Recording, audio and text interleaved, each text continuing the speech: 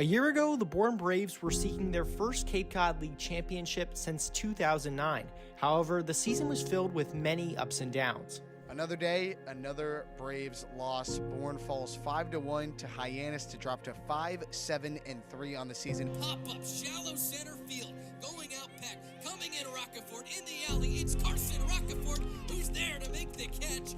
What a finish as the Braves win their third in a row. Throws to first base, that is in time, as that'll do it here from Doran Park. For the third time this year, Harvey Shapiro has faced his former team in the Bourne Braves, and they have tied at 2 apiece. But as postseason time rolled around, the Bravos found their groove. Coming in Horvath. Horvath is there. He makes the catch, and the ball game is over. The trek has just begun for the Braves as they advance to the Western Division Finals. The Braves are back, and they defend their title in the best of the West. And they got a second day with the Brewster Whitecaps, who they will face in the Cape Cod League Championship for the second consecutive summer. Breaking ball grounded up the middle, stabbed by Cummings, goes to second for one. The toss to first base is in time! Cummings spikes his glove. Get up, Bourne, the Braves have gotten their revenge. Cape Cod League champions for the first time since 2009. And to defend their Cape Cod League championship, the Braves have added plenty of firepower. First pitch, breaking ball. Bender flies it out deep to left center field. Going back is Matheson, still going back, looking up, and it's gone! Derek Bender gets the Bourne bats going early, a solo shot to deep left center field. It's 1-0 Bourne. It's a brand new day of Bourne Braves baseball, and it starts right now.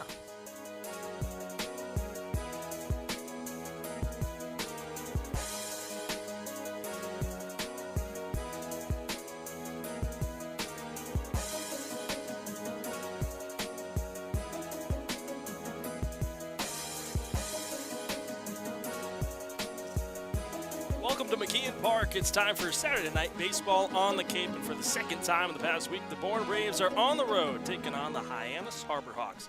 Thanks for joining us on the Bourne Braves Broadcast Network. I'm Matt Scalzo, joined alongside by Cam Manna, Navarrete, and Mojo Hill will be with us in a moment with Before the Bravos, but first, Cam, it's game number 30 of the season for both Bourne and Hyannis, and you never want to say it at this point in the season, but tonight has the makings of a must-win game for Bourne. They've lost 2 in a row, and they're starting to kind of fall behind a little bit to this middle of the pack here in the West, and Hyannis has now jumped them for the 2 spot in the standings. And Matt, not the last time that we're going to say that this is a must-win game or maybe the biggest game of the summer to this point. Hyannis and Bourne, they've played 3 meetings so far, or 4, and all have been so close and down to the wire, and Hyannis getting that last one here at McKeon Park. But you look at the position Bourne has put themselves in right now in their last 10 games. 5-5, they've lost 2 in a row. That brings them today, and they're kind of in control of their own destiny and what they want to do in this division before the playoffs come around. And right now is a big point for them against a team that's number 2 in the West Division standings, a hot team, and a team that they're going to see a lot down the road.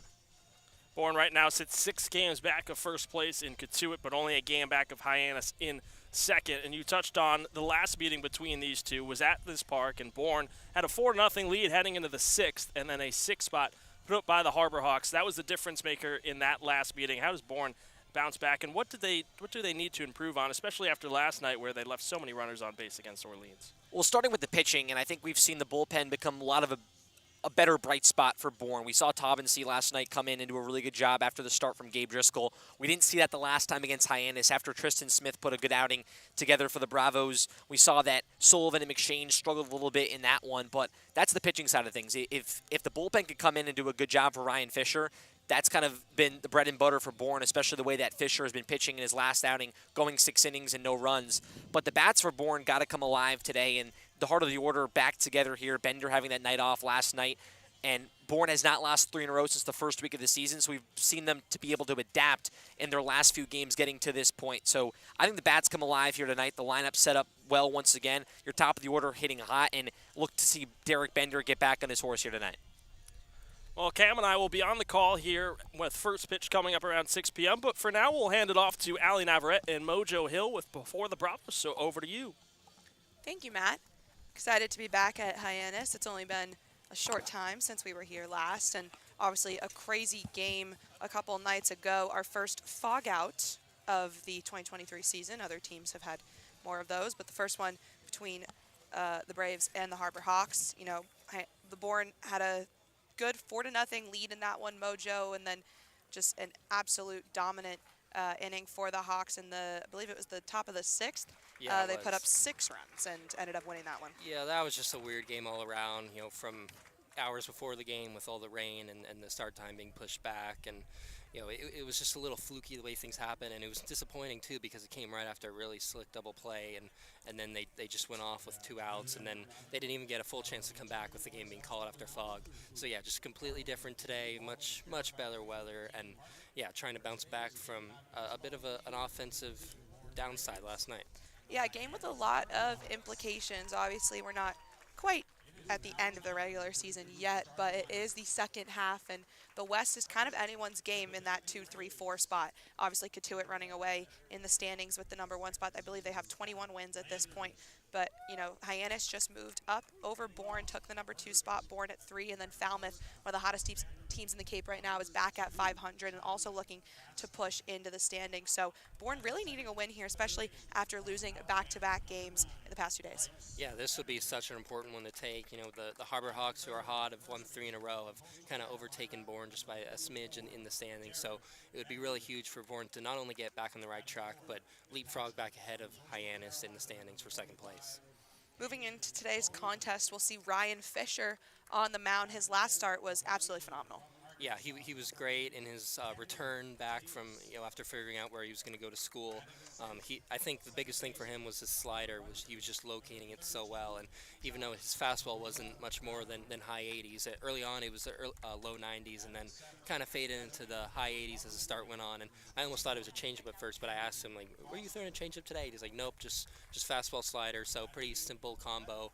But even with the high 80s fastball, he was just commanding his slider so well, just pinpointing it perfectly. I think some of the best command we've seen from any Bourne pitcher this season, and that's why he was able to be so effective. So I think that's the key for him, is just to keep commanding that slider really well. And yeah, he should be good. Yeah, not even just effective, but also efficient and long. He went for 6 full innings, which I think, Scott Landers has talked about. It's really important that at this point in the season, your starters can go as long as possible. I know they don't have quite as many guys in the bullpen as they did a few weeks ago, so just seeing him be able to go that long, that dominant, and working at such a quick speed, too. That ended up being our fastest game of the season. I believe it clocked in at like 2 hours and 4 minutes. Yeah, crazy. One of these days we're going to beat the 2-hour mark, but we'll see about that. Maybe today. Maybe Ryan Fisher will bring it. But moving on to the lineup for the Braves, we'll have Vastine leading off, then Eblin and Bender, and those will be the top 3, and then Bodine after that. An off day for Derek Bender yesterday, but we'll see the Bender-Bodine combo in the 3-4 spot back in action this afternoon. Yeah, this is kind of their A lineup with Bender back in there. Like to see both Bender and Bodine in the field. Sometimes they DH, but Bodine back there behind the plate. It's been kind of a few rough games for Bodine, but he's still been just so impressive, going to all fields, drawing a lot of walks. He just has a really, really good offensive profile. Just like to maybe see a little more power from him. But yeah, then you've got Kendall Diggs right there. I think batting 5th, some hits are starting to come around for him. He was drawing a lot of walks at first, and now he's starting to get some hits, and the power should be coming in due time as well. Interesting stat on Eblin I saw today was that he has the highest expected batting average versus fastballs, which you might not necessarily expect that from what we've seen so far, but his bat has been heating up in the last few games, and he's kind of moved around too. All 3 positions on besides first base and the infield, and also some DH even to get his bat in there. And I think this is a pretty well-rounded lineup too, 1 through 9 with Chifreda, a strong OBP bat in the 8-hole.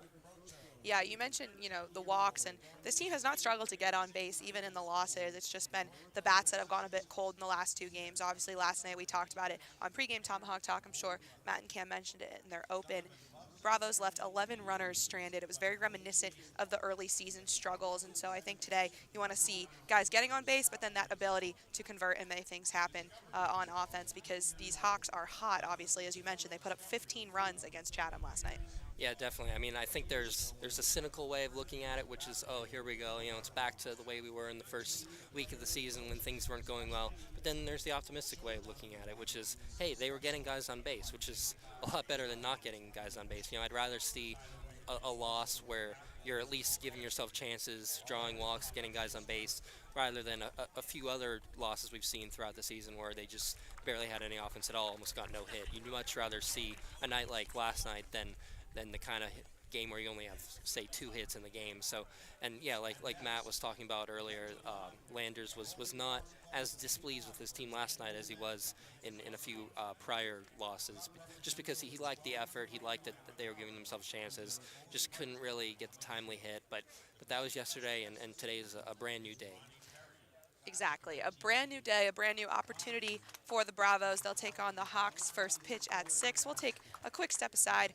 When we come back, Matt and Cam.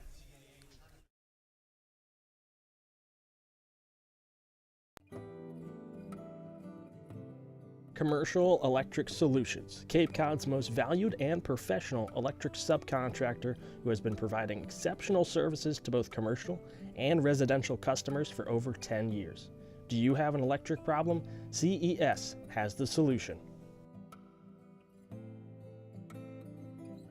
Cape Cod Orthopedics and Sports Medicine is a proud sponsor of the Bourne Braves. Cape Cod Orthopedic Sports Medicine and Physical Therapy is the region's largest and most experienced orthopedic group, accepting new patients at our Sandwich and Hyannis clinics.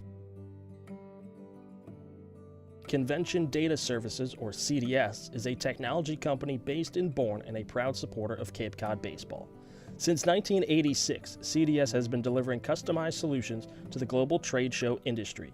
Keep up with CDS on their website at cdsreg.com and follow them on Facebook and LinkedIn.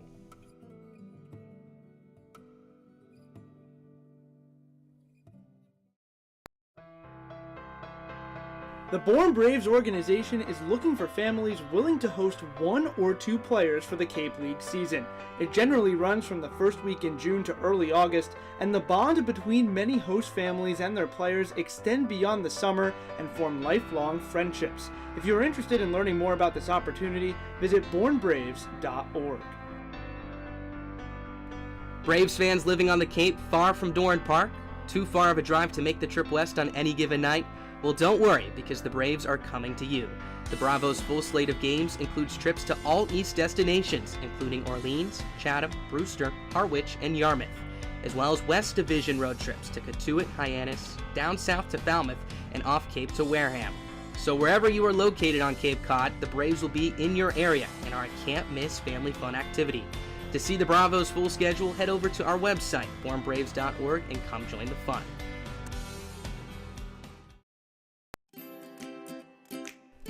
Not being able to make it to Doran Park is no excuse to miss the Braves in action. You can watch every Bravos home game live on the Bourne Braves television network.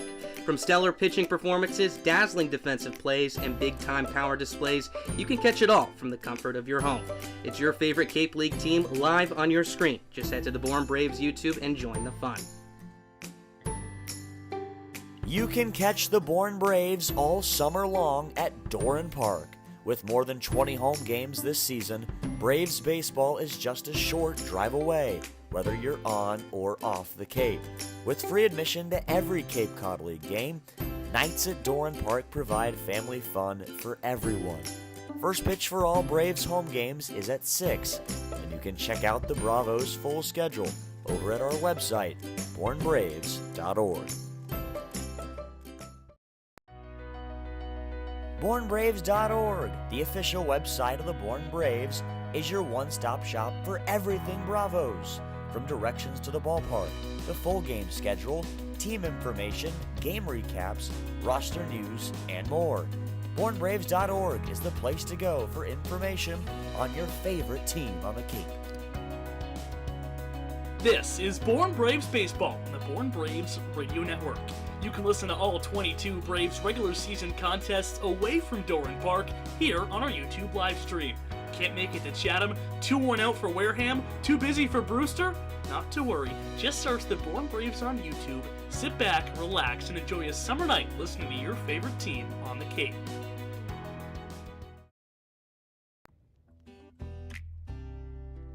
Cape Cod Healthcare is proud to be the official healthcare sponsor of the Cape Cod Baseball League. And with 6 convenient urgent care centers across Cape Cod from Falmouth to Orleans, we're ready to treat a wide variety of minor illnesses and injuries, so you can get back to your regular scheduled summer plans quickly. Open daily with no appointment needed and staffed by board-certified ER providers. View wait times at capecodhealth.org. Cape Cod Health Urgent Care, minor emergencies, major attention.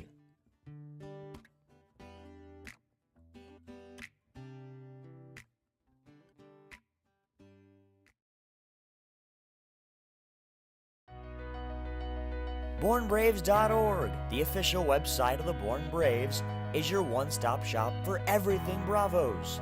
From directions to the ballpark, the full game schedule, team information, game recaps, roster news, and more. BourneBraves.org is the place to go for information on your favorite team on the Cape. This is Bourne Braves Baseball on the Bourne Braves Radio Network. You can listen to all 22 Braves regular season contests away from Doran Park here on our YouTube live stream. Can't make it to Chatham? 2-1 out for Wareham? Too busy for Brewster? Not to worry. Just search the Bourne Braves on YouTube, sit back, relax, and enjoy a summer night listening to your favorite team on the Cape. Welcome back to McKeon Park. Thank you, Allie and Mojo with Before the Bravos. But we're nearing first pitch here from Hyannis. Matt Scalzo alongside Cam Manna. Happy to be with you here on a beautiful Saturday night for baseball. The Harbor Hawks and the Braves. And Cam, right now, looking at these two teams, they're kind of starting to trend in opposite directions. We've touched on Bourne's losing streak 2 in a row, including last night's 4-2 loss at Orleans. But Hyannis, they've won 3 straight, including a 15-6 thrashing over Chatham just a night ago. Yeah, they're also 4-1 in their last 5. It was that one loss took it to it, and having that win against Bourne to start off this 5-game stretch for the Harbor Hawks, and they've been very good right now, and it's been their hitting. 15 runs last night against Chatham, 7 the night before against Brewster, so they've been hitting the baseball, and their pitching has given them a chance to win ball games, which is very important for the Harbor Hawks, and right now they're playing some of their best baseball, and Bourne looking to not drop 3 in a row and get back to what they were doing in the first week of June. Tonight on the mound for Hyannis will be Zachary Volker out of Iowa. Normally dons the number 31 jersey, but going with number 7 tonight. Hails from Granite Bay, California, and so far this season, he's made 3 starts, and he's 1-1 with a 4.76 ERA through 11 1/3 innings of work. Has 12 strikeouts to 4 walks, including last time out on the 9th against Wareham. 5 innings of no-hit baseball, 6 strikeouts and 1 walk. This is the order for Bourne. He'll face Jonathan Vastine leads off playing at short. Bryce Eblin batting second, playing at third. Derek Bender's the 3-hitter playing at first. Caden Bodine batting cleanup, playing at catcher tonight. Kendall Diggs bats 5th and is playing in right. JKG, Josh Kuroda-Growers, batting 6th, playing at second base. Cam Foster's the DH, batting 7th. Pete Chufreta's in left, batting 8th, and Gage Harrelson rounds things out, playing in center field. Cam, who in this order for Bourne are you looking out for to really spark this offense that's only put up 2 runs in each of the last 2 games? Well, we've been waiting on Bryce Eblin to get hot, and he finally did last night. Reached base all 4 times, had 3 singles, was aggressive on the base paths. I like him in this 2 spot a lot, and helps this first 4 hitters with Vastine, Bender, and Bodine. You throw Eblin in there as well. I'm looking for Eblin to continue what he's been able to do in his last game, and he's played very well. He showed it last summer in late July into August, the 2022 playoff MVP. This is when Eblin shines, so looking for him to stay hot. Right now for these two teams, Cam and I talked about it, has the makings of a must-win game for these two teams to carry momentum as they head into July. For Bourne just to get back on track. 5-5 in the last 10, like Cam said, including last night, a loss to Orleans where they stranded 11 base runners. So many opportunities, they didn't find a way to crack through against the Firebirds. Had chances to tie, even take the lead. But another run in the 6th and in the 8th for Orleans proved to be the difference. So Jonathan Vastine will dig into the lefty's batter's box. The shortstop and leadoff man here in Hyannis. He'll face the right-hander in Zachary Volker out of Iowa. It'll be the 5th meeting between these two. Bourne's taken 3. Hyannis has taken 1. Volker sets on the mound. The righty kicks and deals to the lefty and Vastine. First pitch breaking ball. Line straight back up. Off the glove of Volker. Vastine will beat up the throw of Hainline. And he is aboard for a leadoff single. First pitch came at 6:04 p.m. 78 degrees and now sunny skies. It was cloudy earlier here from McKeon Park. And a nice job there for Vastine to get on base. And we talked about what he does on the base paths. 9 stolen bases, very aggressive, and has continued to shown his ability to lead off innings. And here's another lefty in Bryce Eblin. Vastine leads off first. He's held on to by Austin Kelly. Eblin shows bunt, lays it down. Straight back up to Volker. He'll look at second. No throw to there, and he'll fire over to Austin Kelly to get Eblin for the first out. We'll take a look now at the Hyannis defensive alignment. Out in center field is Trey Lipsy. He's flanked in left by Nick Mitchell and in right by Zach Earhard. From first to third around the infield, it's Austin Kelly, Eric Snow, Elijah Hainline, and Cam Smith is at the hot corner. Brody Done is the battery mate for Volker. And the right-hander sets back on the mound with Jonathan Vastine over at second base in scoring position. For Derek Bender, the 3-hitter, comes in with a team-high .373 batting average. First pitch fastball is fouled straight back, and it's 0-1. And I don't mind the bunt from Eblin at all right there, and Bourne wanting to attack early against Hyannis. They were up 4-0 last time. They understand how Volker's been pitching right now. A solid summer for him, and he's looking to keep it going. But for them to get runs early, they really set up Bender in a good spot here. The 0-1. Breaking ball misses low and away. And it's 1-1 to Bender. 3 home runs, 15 RBIs for Derek Bender so far this season. Had the night off yesterday. 10 for 10 on stolen bases as well. Always a threat if he's able to get on. Vastine leads over at second. Volker takes a look. The 1-1. Fastball clips straight back, and it's 1-2 with 1 out here in the top of the first.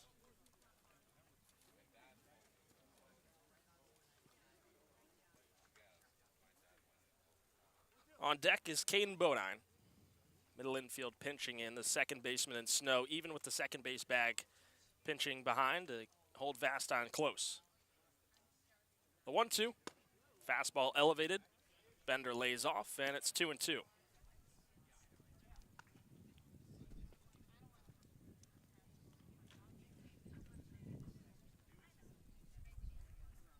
Wind blowing out towards left center field.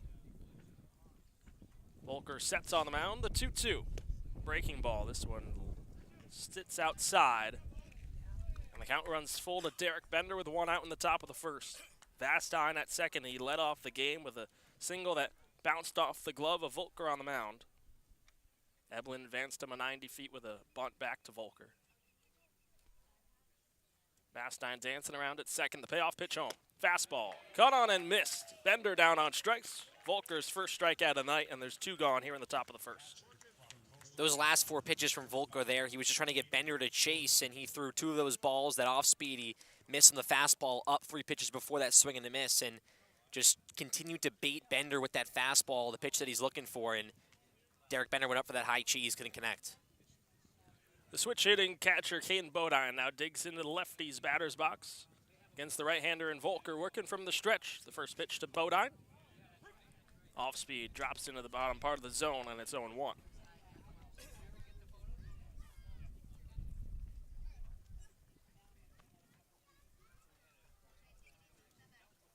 Vastine takes his lead. It's now the shortstop and Hainline pinching behind. The 0-1. Change up into the top of the zone, and it's 0-2.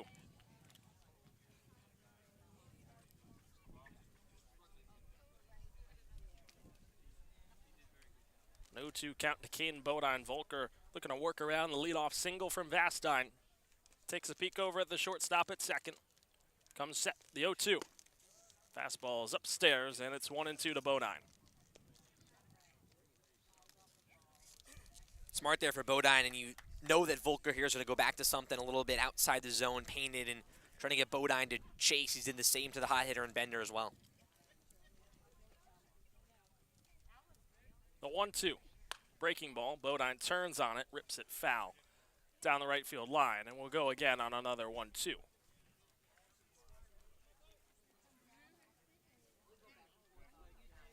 Nice crowd on display here from McKeon Park. Much better weather than the last time we were here. A lot of rain, fog, eventually delayed the rest of the game, led to a cancellation. 1-2. Fastball clipped straight back from Bodine. Staying alive, count stays at 1-2. And what a game that was, just battling the elements for both teams. You didn't know when that game was going to end or how long it was going to go. Looked like it was going to get called before that 5-inning mark. Kept going, and Hyannis was able to put up 6 in a big spot. The 1-2, Bodine lines it, and he'll drop into center field for a base hit. Motoring around third is Vastine. The throw from Lipsy will not be in time. Jonathan Vastine comes in to score. An RBI single from Caden Bodine makes it 1-0 Bourne here in the top of the first. Great job there from Bodine. That's an outside pitch that he just threw his hands out, waited back enough, kept his barrel head through the zone, and slapped it into center field for a base hit. Bourne set up that inning to get Vastine home and score and get that 1 run, and after the Bender strikeout, it worked out perfectly for Bodine. Scripted perfectly in that inning, really, for Bourne. 13th RBI of the summer for Bodine. Came in batting .346. Now brings up Kendall Diggs. First pitch fastball. Right at the top of the zone, 0-1 to the left-handed hitting right fielder out of Arkansas. Batting .233 this season. No home runs, 1 RBI. Has an on-base percentage of .477. Bodine with a 1-step lead. He's held onto by Kelly. This one's low, gets past Done, gets to the backstop. Bodine advances 90 feet into scoring position over at second.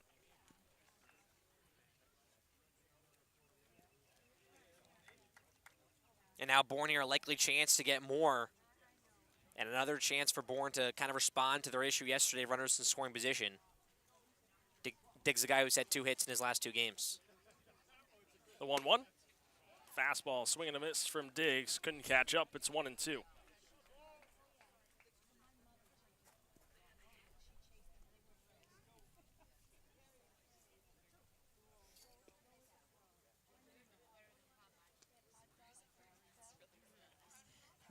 One-two count. Volker looks at Bodine, and the pitch home. Swing and a miss. Diggs down on strikes. But Bourne strikes first with an RBI single from Caden Bodine, and with more, we welcome in the third member of our team, Allie Navarrete. What have you got for us, Allie? Thank you, Matt. Bit of a funny moment here in the top of the first after Vastine hit that infield single. Before he even crossed the first base bag, he yelled, "base hit," and he was right. Obviously, he's got the speed, and he knows it. The ump was laughing. The whole dugout was laughing, too. Pete Chifreda said in the dugout, just some unreal energy to start this game from Vasty. So I think the guys were pretty excited about that one. Obviously, that base hit that he proclaimed himself, helping the Bravos get on the board first. Vastine with the energy came in to score on the RBI single from Bodine. We head to the bottom of the first. Thank you, Allie. We'll be back on the Bourne Braves Broadcast Network.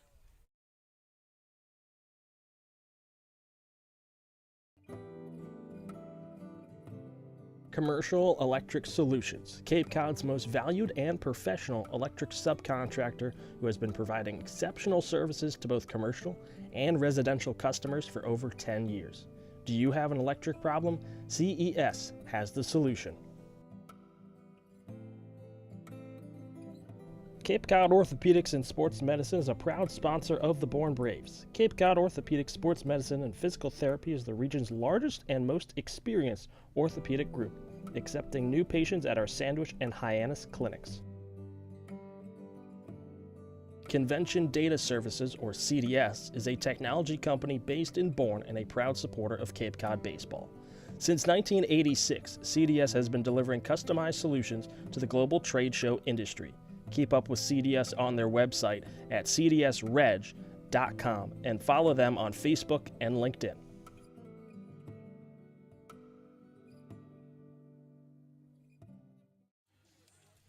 The Bravos strike first from McKeon Park. An RBI single from Caden Bodine drove in Jonathan Vastine, and it's 1-0 as we get our first looks at the Hyannis Bats, and Ryan Fisher sets on the mound for Bourne in this one. The lineup he'll face from Hyannis. Nick Mitchell leads off. He's playing in left field. Zach Earhart's in right, batting second. Cam Smith's in the 3-hole bat, playing at third. Zachary York's the cleanup hitter and DH tonight. Austin Kelly's at first, batting fifth. Elijah Hainline, the shortstop, is batting sixth. Brody Done catching and batting seventh. Eric Snow batting eighth, playing at second. And to round things out is the center fielder in Trey Lipsy. They'll face the right-hander who was at NJIT, now on his way to UNC Chapel Hill to join the Tar Heels. Fisher's 1-0 with a 2.40 ERA this season. Through 15 innings of work, he has struck out 17 and walked just 4. He's given up 4 runs, all of them earned, on 11 hits, and he's coming off his best start of the summer against Harwich on the 8th. Got the win, went 6 innings, only gave up 2 hits, no runs allowed, struck out 7, and walked, winning the 5-2 win for the Bravos at Doran Park 1 week ago. Matt Scalzo, Cam Manna, happy to be with you here. First pitch to the left-hander in Mitchell, a fastball that paints the outside corner, and it's 0-1. Mitchell batting .308 this season. Has 5 RBIs so far for Hyannis. The 0-1. Fastball's upstairs, and it's 1-1.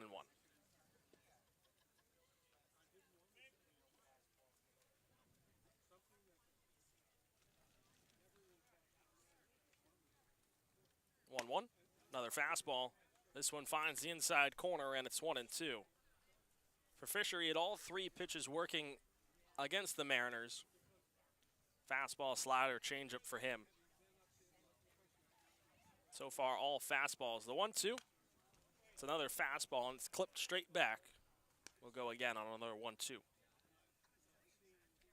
And he's big to come back for Bourne after his visits to come to UNC, as Matt mentioned, to just help out this rotation as a big number 2 guy, him and Bryce Cunningham.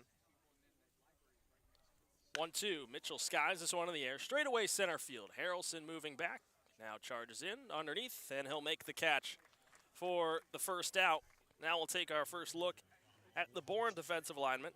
As I just said, Gage Harrelson's out in center field. He's joined in right field by Kendall Diggs, and in left is Pete Chufreda. Around the infield from first to third, Derek Bender's at first. Josh Kuroda-Grauer's at second. Vastine is the shortstop. Bryce Eblin is at third, and the battery mate for Fisher is Caden Bodine. Now digging in is the right-handed hitter in Zach Earhart. Comes in with a 194 average. First pitch, ground ball, sharply hit on the third base side. It goes foul, and it's 0-1.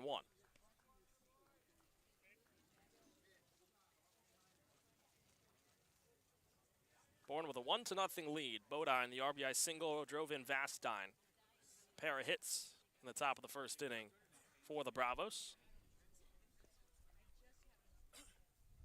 The 0-1. Changeup misses low and away, and it's 1-1. Earhart out of Oklahoma State. 2 home runs, 6 RBIs for him this season. The 1-1. Changeup right at the knees. Strike 2, it's 1-2.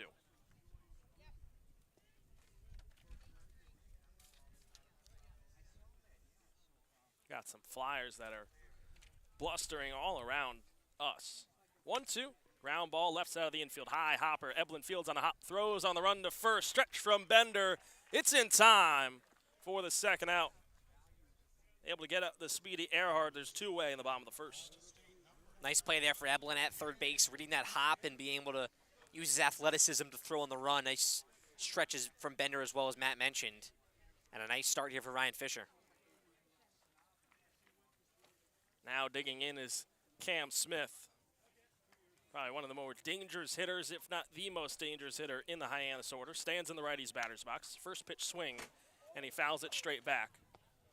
That one sounded like it hit off the lights and then came back down in front of the Bourne dugout. And that could have took a dangerous ricochet, too. The stand's also right here as well. 0-1 count to Smith, a .318 average for the right-hander. Fouls another one back. Count moves to 0-2. 4 home runs, 13 ribbies for the third baseman out of Florida State. Had that 4th home run here to break the scoring for Hyannis in their last meeting. The 0-2. Smith drives this one deep towards right field. Going back is Diggs at the wall, and it bounces off the base of the wall. Smith moves around first on his way to second, and he's in there with a stand-up 2-out double.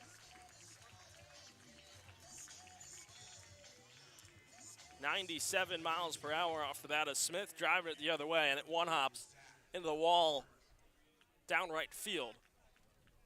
And just like that, the tying run for Hyannis, already in scoring position. And now Zachary York, who's only been on the Cape a short time, but already making his presence felt. A .440 average, has a home run. That was against Bourne. Went back-to-back with Smith in that big 6th inning against the Bravos. First pitch to York. Fastball misses outside 1-0. And this is why Hyannis has been so dominant. Cameron Smith, Zachary York in the 3-4 spot. They've just been hitting the ball well. York up to 440. Smith the RBIs. Very good duo. The 1-0 to the lefty in York. Line drive, right field, out of reach for Kuroda Grauer. Smith getting the wave around at third. Diggs comes up firing. The relay throw home is cut off by Bender. Smith slides in safely. And Hyannis answers back. An RBI single from York ties it at 1. And we knew this one was going to be a clash for McKeon Park. And the first inning giving you a preview so far of what this is going to be. And it's going to be which team can drive in the most runs and make the least mistakes with their opportunities. And a very good swing there. Back-to-back from Smith and York, responding on their 2-out rally that Bourne had. Brings up Austin Kelly. First pitch to him. Fastball outside, 1-0.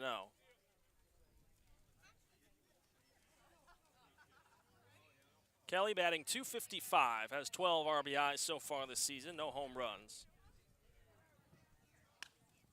1-0, popped up down the first base side. Bender racing back, as is Kuroda Grauer, who's going to make the catch. It's JKG, and he makes the basket catch for the third out in foul ground down the right field line.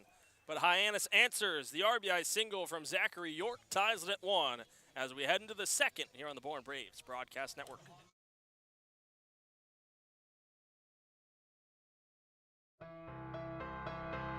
The Bourne Braves organization is looking for families willing to host 1 or 2 players for the Cape League season. It generally runs from the first week in June to early August, and the bond between many host families and their players extend beyond the summer and form lifelong friendships. If you are interested in learning more about this opportunity, visit bournebraves.org. Braves fans living on the Cape far from Doran Park? Too far of a drive to make the trip west on any given night? Well, don't worry, because the Braves are coming to you. The Bravos' full slate of games includes trips to all East destinations, including Orleans, Chatham, Brewster, Harwich, and Yarmouth, as well as West Division road trips to Cotuit, Hyannis, down south to Falmouth, and off Cape to Wareham. So wherever you are located on Cape Cod, the Braves will be in your area and are a can't-miss family fun activity. To see the Bravos' full schedule, head over to our website, bournebraves.org, and come join the fun. Marty Chevrolet, your dealer for the people, proudly supports the Bourne Braves baseball team. See all our cars and trucks at martychevrolet.com, and go Braves.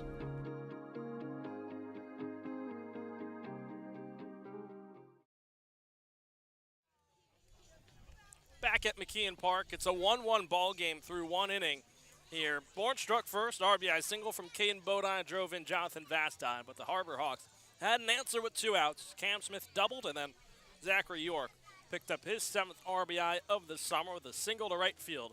Brought in the third baseman. And so now we head into the second. Basically, the same way we started, tied at 1. It's like a 0-0 ball game, just 8 innings left to play now. Matt Scalzo alongside Cam Manna. It'll be 6, 7, and 8 due up for Bourne. Josh Kuroda Grauer, Cam Foster, and Pete Chufretta. JKG with a nice defensive play to end the bottom of the first. Racing over, making an over-the-shoulder basket catch in foul ground to record the third out. Stands in the righty's batter's box here against Volker. JKG comes in with a .256 average. No home runs, 4 RBIs so far for him. Righty on righty against Volker, Big Ten on Big Ten. Big Ten. First pitch fastball, catches the outside corner, 0-1. Kuroda Grauer from Rutgers and Volker out of Iowa. The right-hander rocks and deals the 0-1. Kuroda Grauer sends a blooper out towards left field. Charging in is Mitchell, and he's underneath it in time to make the first out.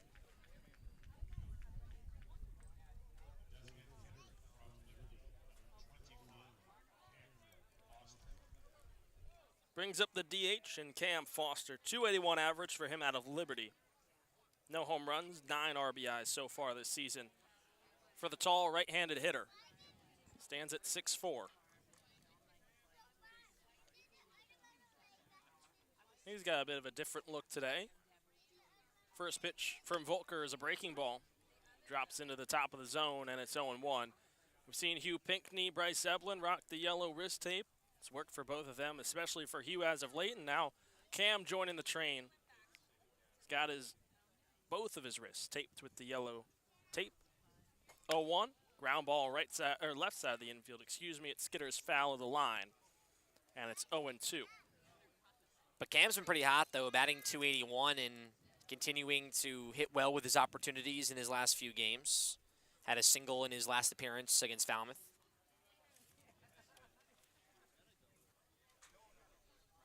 The 0-2 from Volker. Breaking ball well outside. Gets past Done, no damage done. The count moves to 1-2 with 1 out to Foster. Pichu Freda is on deck. Foster's been here since opening day, June 10th at Brewster. One of the few players that have been here the whole time. The 1-2, swing and a miss. Foster down on strikes. Another elevated fastball from Volker. He's got 3 punch-outs so far. And Volker's gone to that as his punch-out pitch. It was at 91 back in the first inning. That last one at 93 upstairs. You got Bender to go down swinging on it and puts Foster on it there. It's a good 2-strike pitch, and especially when you're looking fastball after an off-speed that's low, it's an elevated pitch that always looks good at the eye level. First pitch to Pichu Freda. It's a defensive one. It's a slow roller. Back up to Volker. He'll flip to first, and that will end the inning. 1-2-3 for Volker here on the top of the second. We'll head to the bottom half. Tied at 1 between Bourne and Hyannis on the Bourne Braves Broadcast Network.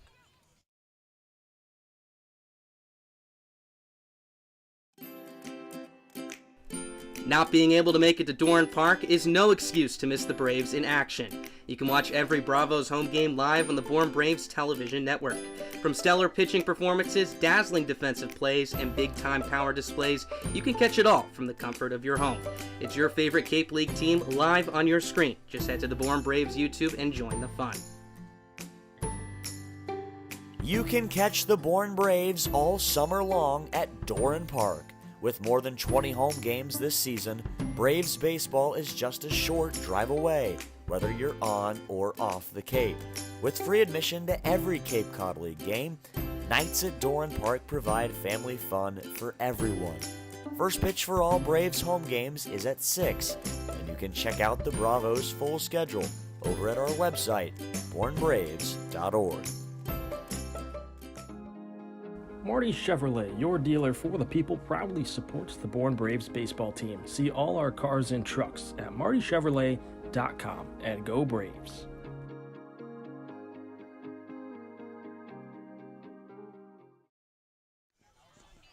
Back at McKeon Park for the bottom of the second. 1-1 between Bourne and Hyannis. It was 1-2-3 for Volker in the top of the first. Ryan Fisher looking to answer. He'll face 6, 7, and 8. In this Hyannis order, Elijah Hainline, Brody Done, and Eric Snow due up to face the right-hander on his way to Chapel Hill, joining the Tar Heels after a strong career with the Highlanders of NJIT in Fisher. Hainline will lead off. The shortstop stands in the righty's batter's box. If you're just joining us on this sunny Saturday night from Hyannis, packed house at McKeon Park, I'm Matt Scalzo alongside Cam Manna. Fisher sets on the mound from the stretch. First pitch to Hainline. Fastball down and away. 1-0.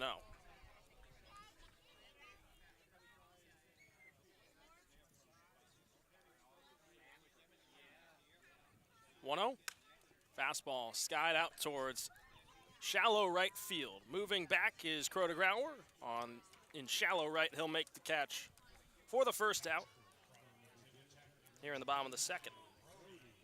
And a nice way to start for Fisher after Volkler had that quick 1-2-3. Get a quick out here for Fisher, and both teams want these starters to go the distance. Bourne saving their bullpen yesterday and have brought in some new pitchers. It's worked out for them, but both sides as the season goes on, they want their starters to go deep. Brody Done faces Ryan Fisher. First pitch swing for him on the changeup. He bounces it straight towards the on-deck circle for Hyannis on the third base side, and it's gloved by Eric Snow, who stands on deck. Done, the tall righty catcher out of Virginia Tech. The 0-1. Fastball paints the outside corner. 0-2. 257 average for Done, 3 home runs, 14 RBIs for him. It's been the strikeouts that have built up for him. 30 strikeouts to just 9 walks. The 0-2, another fastball. This one zips low and away, and it's 1-2. Seeing the power on display, Doane homered in the first meeting between these two way back. Early in the season, it was Bourne's first win of the season, 8-6 over Hyannis at McKeon. The 1-2, ground ball, left side of the infield. Charging in from third is Evelyn. Picks it up, fires to first, and it's in time for the second out. And in a game like this that's going to be closely battled and a lot of it is going to be offense, Matt and I have talked about it, and Scott Landers brings it up. You got to win the gimme battle and not lose the battle that comes with mistakes, and you want to make the least amount of mistakes to win these close ball games. And right now, both teams playing very good defense, but 2 really good plays early on from Bryce Evelyn and JKG. Bourne trying to not beat themselves.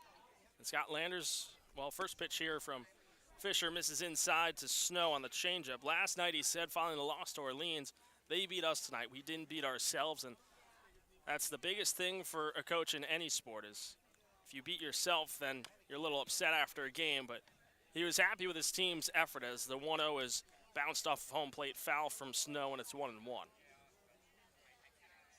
Said the guys played loose. They were in the game. Just didn't get the timely hits. So far, they've gotten the timely hits. The RBI single from Bodine. 1-1 fastball. Burns the outside edge to Snow, and it's 1-2. Fisher looking to equal Volker's performance here in the bottom of the second. The 1-2. Fastball bounces in, and it's 2-2.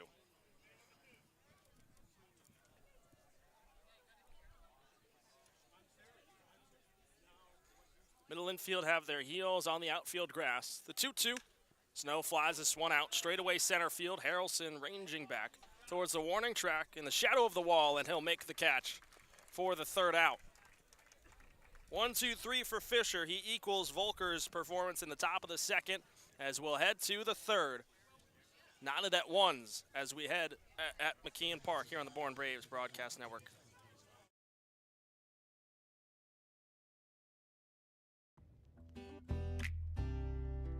Cape Cod Healthcare is proud to be the official healthcare sponsor of the Cape Cod Baseball League. And with 6 convenient urgent care centers across Cape Cod from Falmouth to Orleans, we're ready to treat a wide variety of minor illnesses and injuries, so you can get back to your regular scheduled summer plans quickly. Open daily with no appointment needed and staffed by board-certified ER providers. View wait times at capecodhealth.org. Cape Cod Health Urgent Care, minor emergencies, major attention.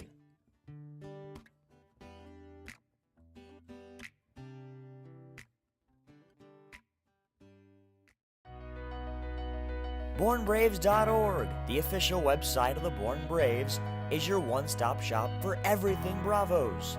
From directions to the ballpark, the full game schedule, team information, game recaps, roster news, and more. BourneBraves.org is the place to go for information on your favorite team on the Cape. This is Bourne Braves Baseball on the Bourne Braves Radio Network. You can listen to all 22 Braves regular season contests away from Doran Park here on our YouTube live stream. Can't make it to Chatham? Too worn out for Wareham? Too busy for Brewster? Not to worry, just search the Bourne Braves on YouTube, sit back, relax, and enjoy a summer night listening to your favorite team on the Cape.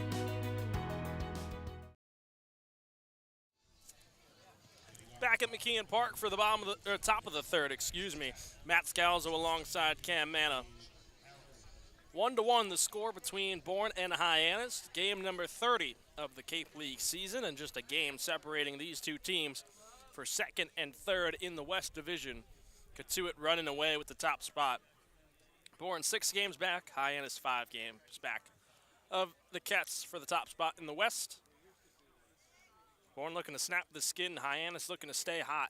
2-game losing streak for Bourne, 3-game win streak for the Harbor Hawks. First pitch, the 9-hitter Engage Harrelson is a fastball from Zachary Volker that's low in the dirt, and it's 1-0 to Harrelson. Comes in batting .226. 4 RBIs for him, coming off his freshman season at Texas Tech. The 1-0, it's a fastball high and away, 2-0. And I love Harrelson in that 9 spot. You call him like the second leadoff hitter to start an inning. You follow him up with Vastine and that speed if you can get him on to begin an inning. 2-0. Breaking ball loops into the inside corner.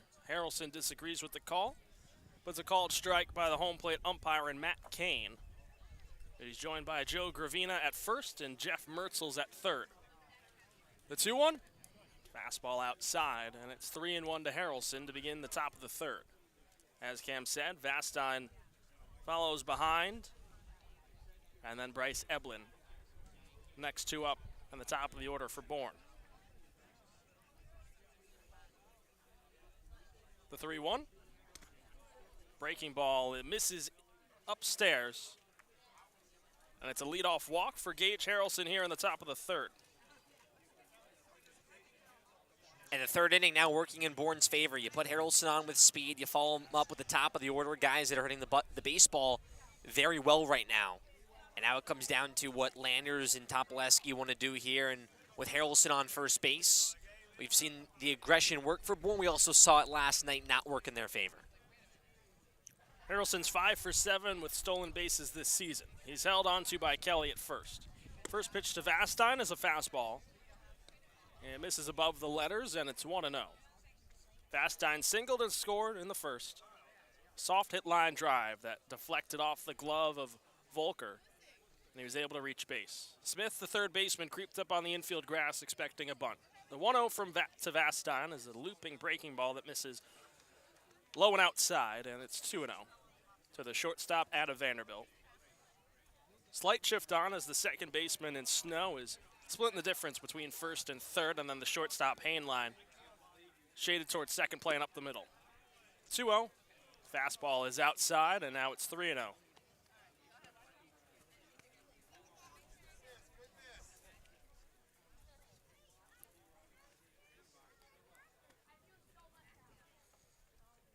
Vastine settles back in, facing the right-hander and Volker from the stretch. The 3-0. Fastball took a little bit off. It finds the outside corner, and it's 3-1. Starting to see some movement in that Hyannis bullpen. Catcher walking around, he's got some pads on. 3-1. Harrelson going. Doesn't matter as it's ball 4 outside. And Vastine will toss his bat, head over to first. Puts runners on first and second with nobody out here in the top of the third. Bryce Eblin coming up to bat after back-to-back walks. And we talked about Volker, this being his 4th start. He's only got 11 1/3 innings pitched in the 3 starts that he's come in with. So that stamina has been an issue for him. And right now starting to lose control of the zone, losing that velocity on the fastball, and not the place you want to do it. Top of the order here, and the 2-hitter in Eblin with first and second. Done goes out to talk with his pitcher in Volker early in the game, but he understands the importance of it. 2 runners on for Bourne, top of the order, and coming up, the 2-hitter in Eblin now in the lefty's batter's box. Corners pinched in. Kelly on the infield grass, as is Smith over at third. Harrelson takes his lead at second. Vastine right behind the first baseman. Eblin swings on the first pitch, pops it up. It will sail out of play down the third base line. Out of reach for Cam Smith, and it's 0-1. Eblin laid down a bunt his first time up, went straight back to Volker, and he was thrown out on the play, but it advanced Vastine over to second, putting him in a scoring position, and then with 2 outs, Caden Bodine delivered the RBI single. Bourne struck first, but Zachary York with an RBI single for his own in the bottom of the first, answered right back, has us where we are now. Harrelson off second, Vastine at first. 0-1. Fastball finds the inside corner, and it's 0-2 to Bryce Eblin.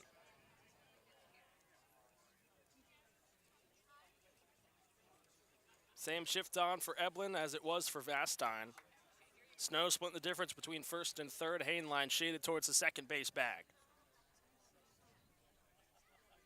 Outfield playing straight up to the lefty out of Alabama. The 0-2. Breaking ball is low, blocked by Done, and the count moves to 1-2. And a good start to the at-bat here for Volker, but when you go to that off-speed pitch, make it 1-2. Now you got to go back at Eblin and attack, who's right now the #1 hitter on the Cape when it comes to fastballs, batting over 500. The 1-2. It's a high fastball, and Eblin lays off. Count evened at 2s. Nobody out here in the top of the third.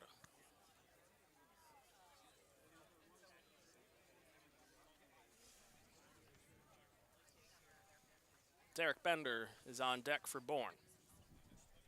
Volker sets on the mound, working from the stretch in the third base side of the rubber. And he'll step off. Got Harrelson back to second. And we'll get set for the 2-2 to Eblin.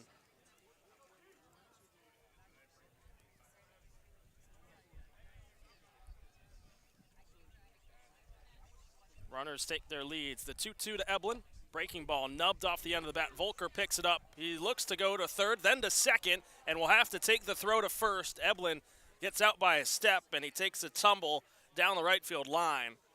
Volker tried to get the lead runner in Harrelson at third. He had no play. Then looked to second for Vastine. He was already sliding in safely, and then just had to get the one out in Eblin at first. So Bryce Eblin doing his job once again, advancing the runners. And now there's two runners in scoring position for Derek Bender. Not exactly what Eblin wanted to do, but it just works like a sac bunt, as Matt mentioned. Moves both runners up, and now a prime spot here for Bender. And Bourne looking to extend.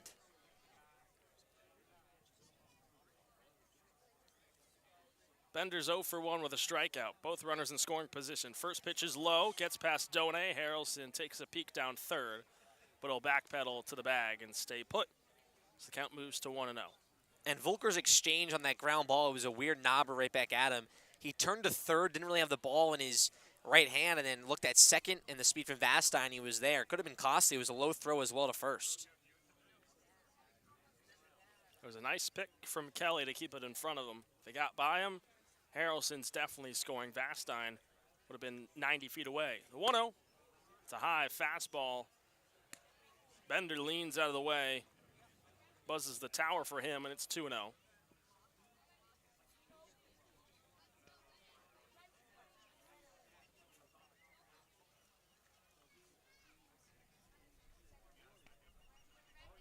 The 2-0 home. It's an off speed that misses inside to Bender. 3 balls, no strikes, 1 out here, and it will be an intentional walk to Derek Bender here in a 3-0 count issued by the Hyannis dugout, and now the bases are loaded for Caden Bodine. Yeah, just right now also showing the confidence of Volker, and on a 3-0 count like that, Bender may even have the green light with no outs, and you would have to throw one just kind of right in there to come all the way back, and you can see the fatigue now from Volker, and now he has to face Bodine, who's just as hot. RBI single for him in the first. Now comes up in another big spot. Corners pinched in for Hyannis. First pitch to Bodine. Fastball, he checks his swing. It was a called strike either way by the looks of it. And it's 0-1. Hand line shaded towards second base, and Snow splitting the gaps between first and second at second base. The 0-1. It's a looping breaking ball, and this one dips outside, 1-1.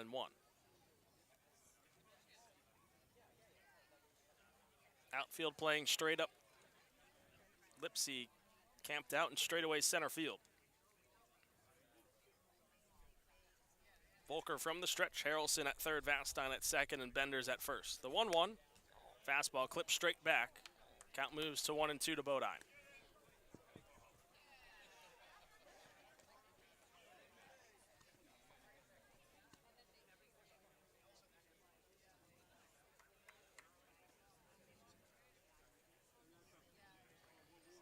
Bodine stands in the lefty's batter's box here against the right-hander and Volker. Big spot, bases juiced, 1 out, top of the third. The 1-2. Breaking ball misses over top of the shoes in the dirt to Bodine, and it's 2-2. And now if you're Bodine, similar at bat, and it's going to be a similar pitch from Volker. He's going to try to work a fastball low and away to you right now on a 2-2 count. And the last time Bodine got that pitch, he went and grabbed it, poked it into center for that RBI.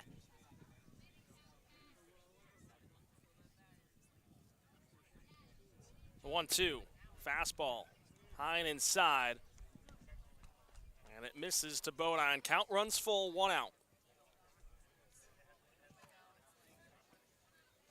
Volker's got nowhere to put him. Bender at first, Vastine at second, Harrelson at third. The 3-2, bouncer back up the middle, gloved by Hainline. He'll step on second himself, fires to first. It's a double play. Huge play for Hyannis and Hainline to get out of the bases loaded jam. We head to the bottom of the third, tied at 1 between Bourne and Hyannis.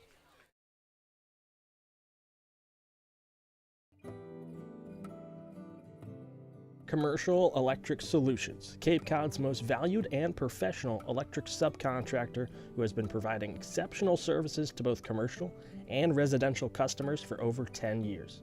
Do you have an electric problem? CES has the solution. Cape Cod Orthopedics and Sports Medicine is a proud sponsor of the Bourne Braves. Cape Cod Orthopedic Sports Medicine and Physical Therapy is the region's largest and most experienced orthopedic group, accepting new patients at our Sandwich and Hyannis clinics. Convention Data Services, or CDS, is a technology company based in Bourne and a proud supporter of Cape Cod baseball. Since 1986, CDS has been delivering customized solutions to the global trade show industry. Keep up with CDS on their website at cdsreg.com and follow them on Facebook and LinkedIn.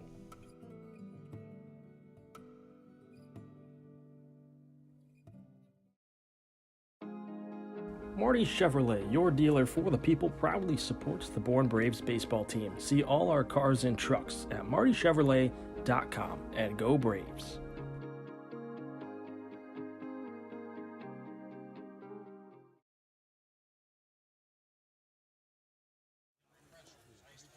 Back at McKeon Park for the bottom of the third. Bourne with a golden opportunity in the top of the third. Bases loaded, 1 out. Caden Bodine at the dish. But Elijah Hainline had the answer. 6-3 double play to end the inning and end the threat for Bourne. Gives back to Ryan Fisher in a 1-1 ball game here. 9-1-2 due up for the Harbor Hawks here in the bottom of the third. Trey Lipseed, and then back to the top of the order, Nick Mitchell and Zach Earhart. Matt Scalzo alongside Cam Manna. Huge game in terms of standings. Game number 30 of the 100th season of Cape League Baseball. Just a game separating these two for second and third. In the West Division, Hyannis at 16-12-1, Bourne at 15-13-1.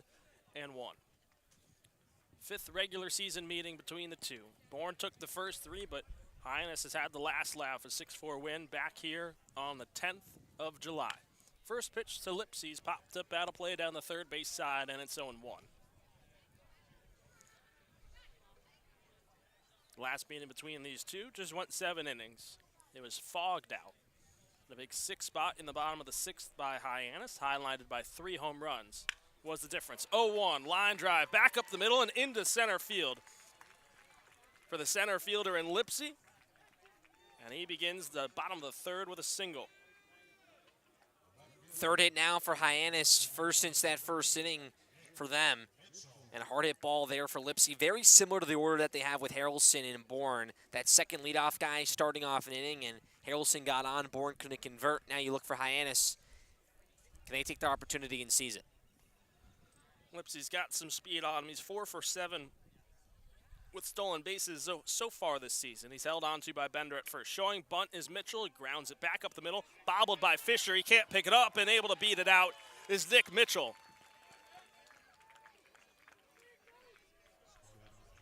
It was a sac bunt to move the runner over. And instead, Mitchell finds himself on first. Nobody out here in the bottom of the third. Vastine talking with Fisher after he booted the slow roller back up the middle. And Bender and Vastine both talked to their arm and Ryan Fisher, which you love right there from your infield. Bender telling him right after the play, just get the next one, and Vastine having a conversation with him here. You got to completely drain that play right there, pretend it did not happen, focus on the next batter, and force a ground ball. So it's Mitchell at first and Lipsy at second. They'll give an error to Fisher. First pitch to Earhart, he squared around the bunt, pulled back as the changeup misses low in the dirt, blocked by Bodine.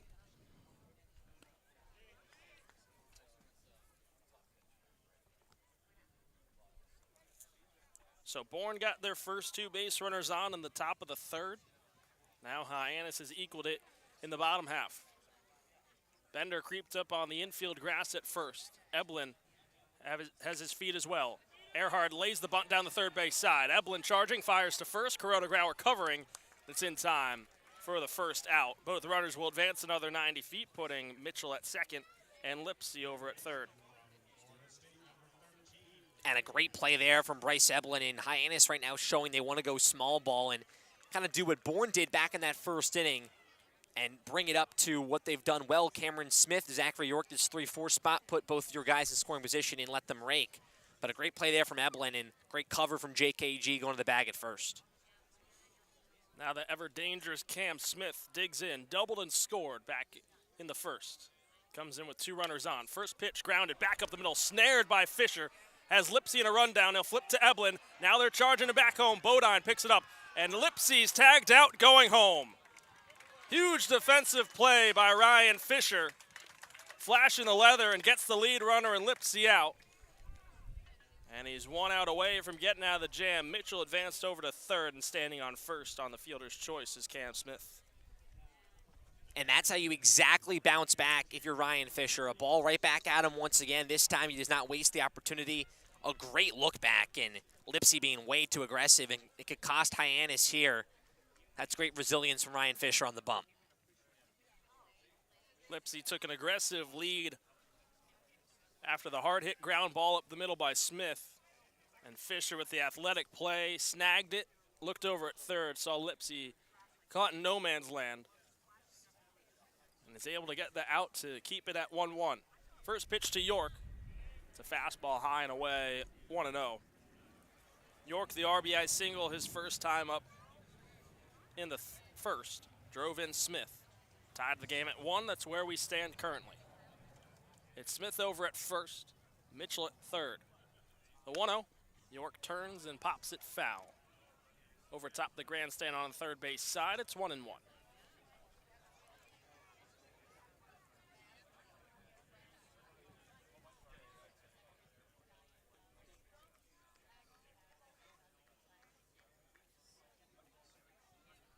York out of Grand Canyon. The 1-1. Turns and pops it up right on the infield. Vastine, Kuroda, Grauer, Bender all moving in. Vastine will call everyone off, and he'll make the catch over at second base for the third out. So Fisher works around trouble. Leaves a couple runners on as we head to the fourth, and I'll hand play-by-play off to Cam Manna here on the Bourne Braves Broadcast Network.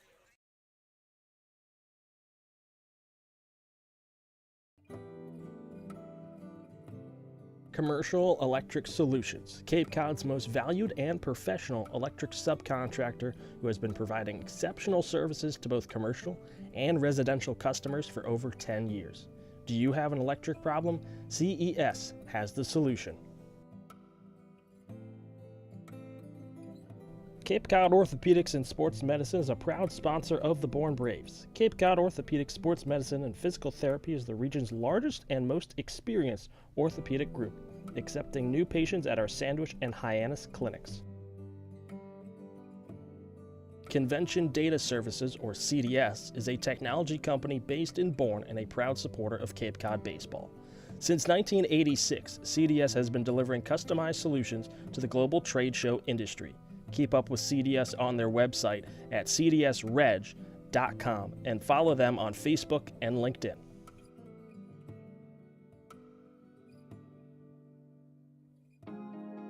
Marty Chevrolet, your dealer for the people, proudly supports the Bourne Braves baseball team. See all our cars and trucks at martychevrolet.com, and go Braves.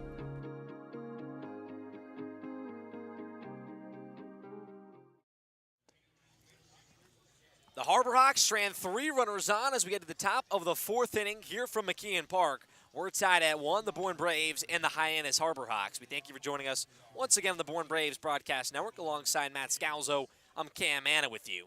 5, 6, 7 due up for the Bravos. Kendall Diggs, Josh Kuroda-Grauer, and Cam Foster. 3 hitters in the order here for Bourne. And Zachary Volker back on the bump for his 4th inning of work. 2 hits allowed so far on 1 run for the righty out of Iowa. Diggs, the lefty, will dig in for his second AB. 0 for 1 so far. Struck out back in the first. As that wide lefty stance went 1 for 5 last night in the loss against Orleans. Volker from the windup. Highlight kick. First pitch. Fastball low. Count 1-0. Diggs batting .233. Matt mentioned his on-base percentage, 11 walks so far in his summer. Volker sets once again from the right side of the rubber. His 1-0 pitch, breaking ball low, 2 balls, no strikes. Bourne stranded 2 runners in the top half of the third, or 3, excuse me. Hyannis did the same exact thing to keep it where it is at 1 apiece. 2-0 pitch, heater low, 3 straight balls to Kendall Diggs.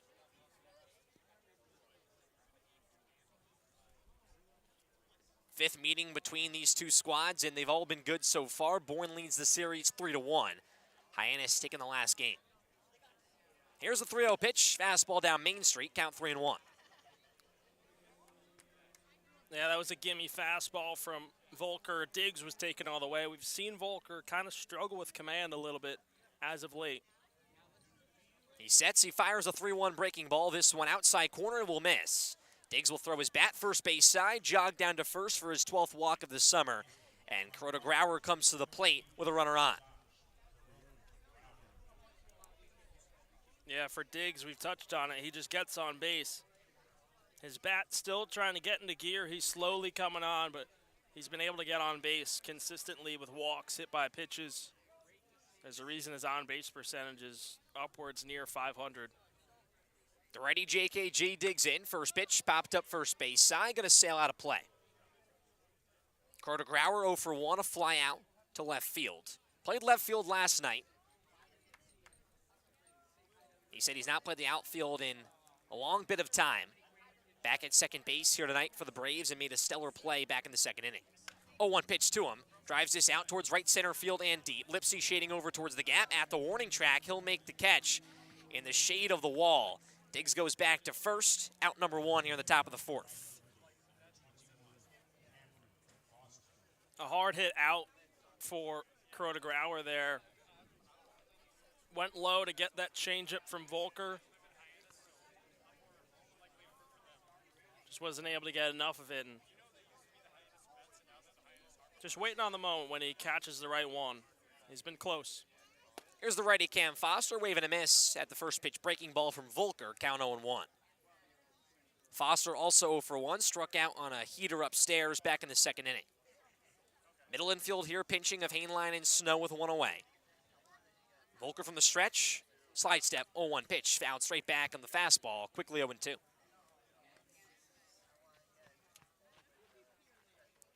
Three strikeouts so far for Zachary Volker, his 4th start on the summer.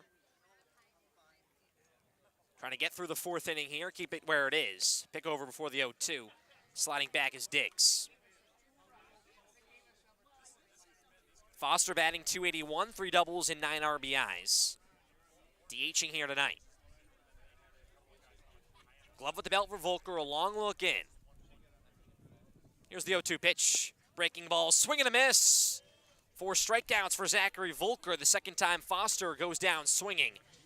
And there's 2 outs here at the top of the 4th. Here's Pete Giuffreda.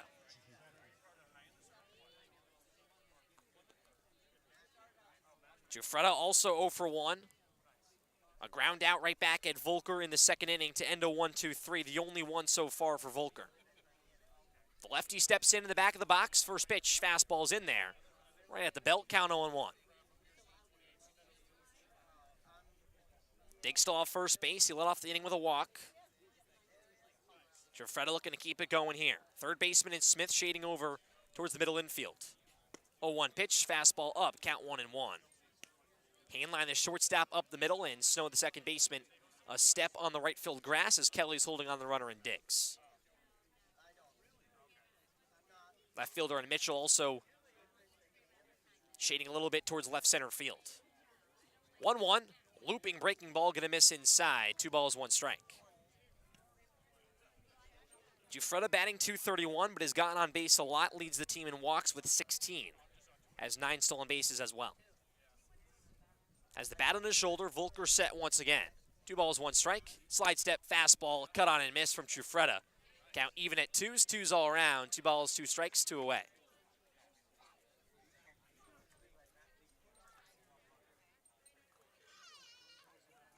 Volker, a long look into the sign from Donay, looking for punch out number 5 to end the top of the 4th.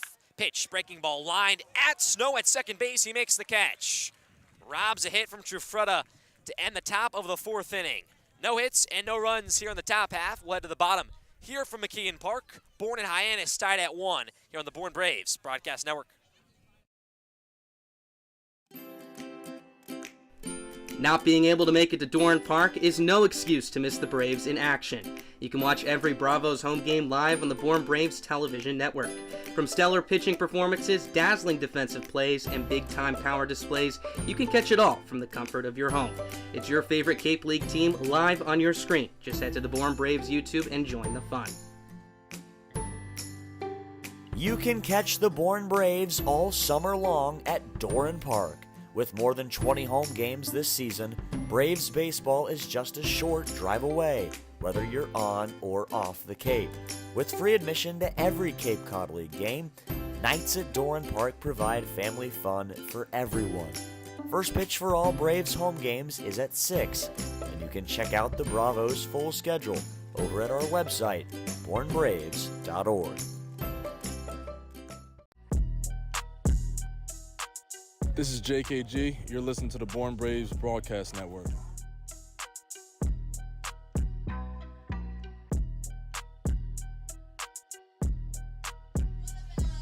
Ryan Fisher back on the bump for the Bravos as we enter the bottom of the 4th inning here from McKeon Park.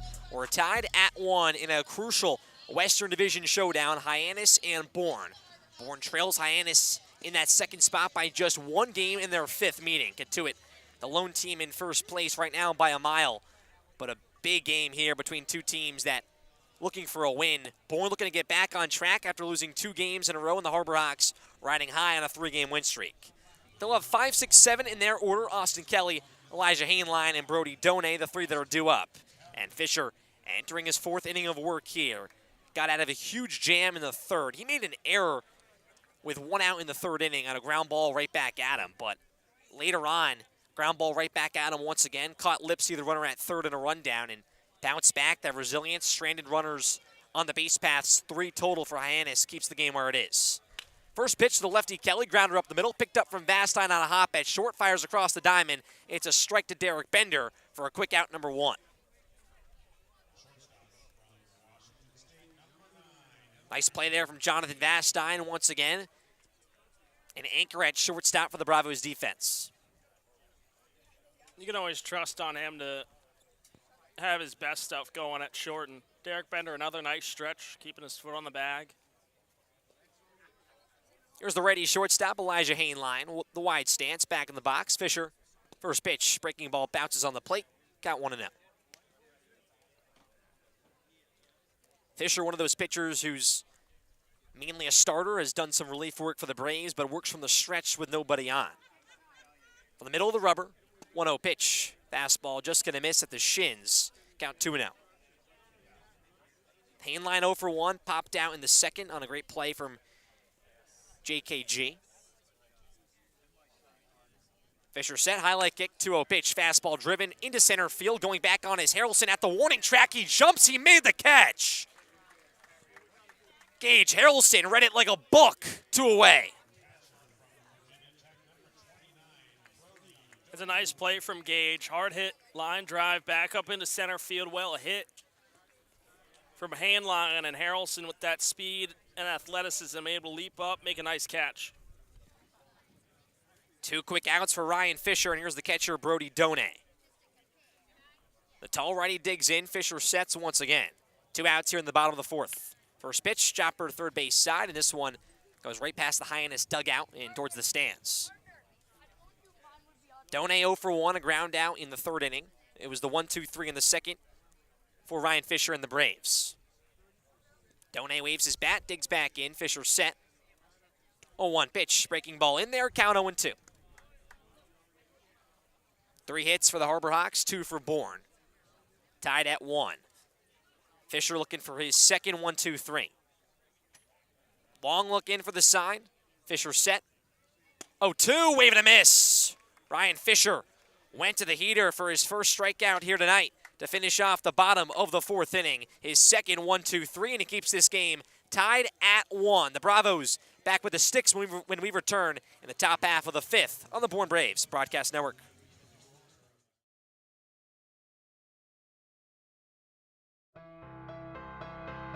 The Born Braves organization is looking for families willing to host 1 or 2 players for the Cape League season.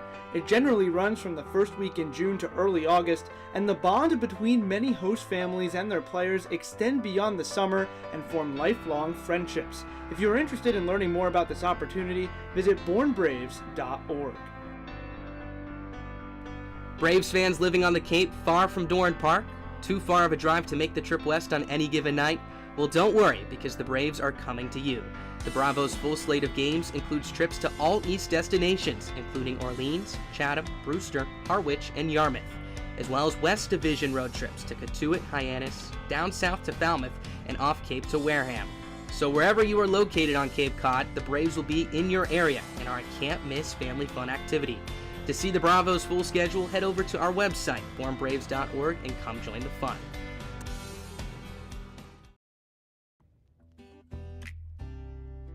Cape Cod Healthcare is proud to be the official healthcare sponsor of the Cape Cod Baseball League. And with 6 convenient urgent care centers across Cape Cod from Falmouth to Orleans, we're ready to treat a wide variety of minor illnesses and injuries, so you can get back to your regular scheduled summer plans quickly. Open daily with no appointment needed and staffed by board-certified ER providers. View wait times at capecodhealth.org. Cape Cod Health Urgent Care, minor emergencies, major attention.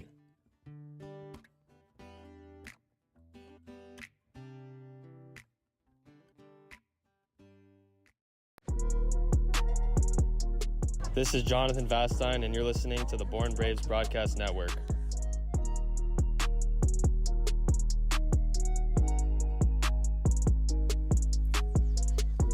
Saturday Night Baseball here from McKeon Park. The Born Braves and the Hyannis Harbor Hawks were tied at 1 as we enter the top of the 5th inning. And a new pitcher here for the Harbor Hawks, Zachary Volker. His night is done. 4 innings, 2 hits, 1 run. It's earned on 3 walks and 4 Ks. And now Bourne will face the left-hander Cross Sibley out of Southern Mississippi University.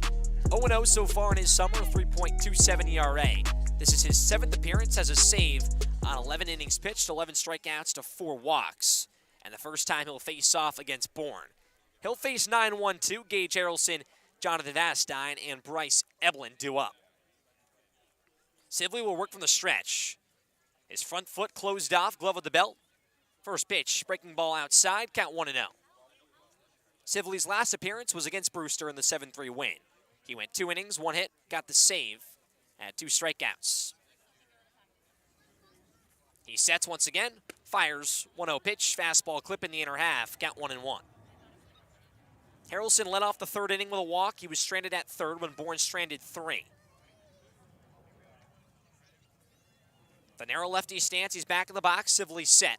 1-1, Harrelson shows bunt, he pulls back, fastball just low. 2 balls, 1 strike. That fastball from Sibley at 87 miles per hour, a little bit of a sidearm delivery from the left-hander. Closes that front foot off, he sets once again. 2-1, breaking ball at the knees, it's golden, count 2-2. Third baseman in Smith shaded towards that 5-6 hole, about 6-7 steps away from the bag at 3rd. And Hainline, the shortstop, up the middle. Snow in right field at second base. 2-2 pitch, popped up foul, third base side, out of play from Harrelson. Hyannis is playing this same shift against most of the lefties in the Bourne lineup. Second time they've done it against Harrelson. A lot of room down the line and left. We'll do the 2-2 again. Sibley set, high leg kick. The pitch, breaking ball, popped up towards left field and down the line. Shading over is Mitchell, now coming in towards the foul line. He'll make the catch in shallow left field for out number 1. Yeah, it's a dangerous one. Jammed inside for Harrelson. He's able to get his hands through, pop it up down the left field line. Like Cam said, a lot of space there. Shift is on. Normally pulls it towards right field. A long run for Mitchell. He was hustling down the line. Lost his hat in the process. But he's able to make the catch. That will bring up the lefty in the top of the order, Jonathan Vastine. Lefty on lefty, first pitch, line right field, down for a base hit for Vastine. His second hit of the night, he continues to stay hot. And a 1-out base runner for the Bravos.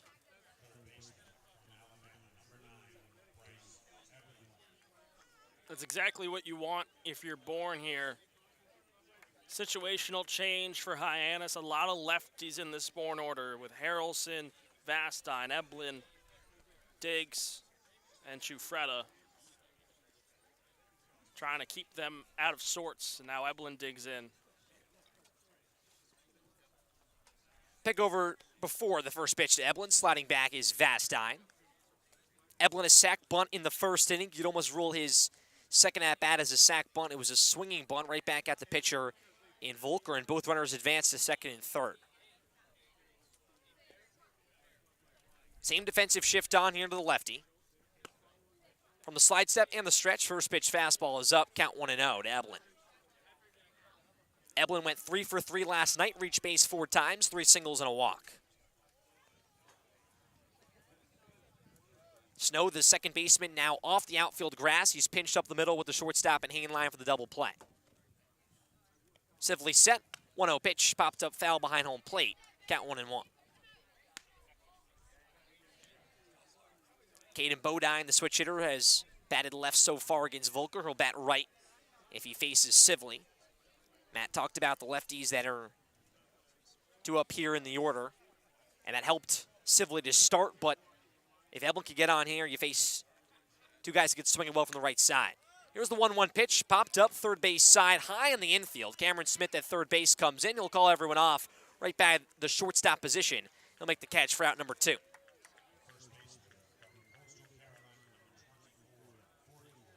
Now here comes that righty and Derek Bender with 2 outs on the inning. Jonathan Vastine still off first.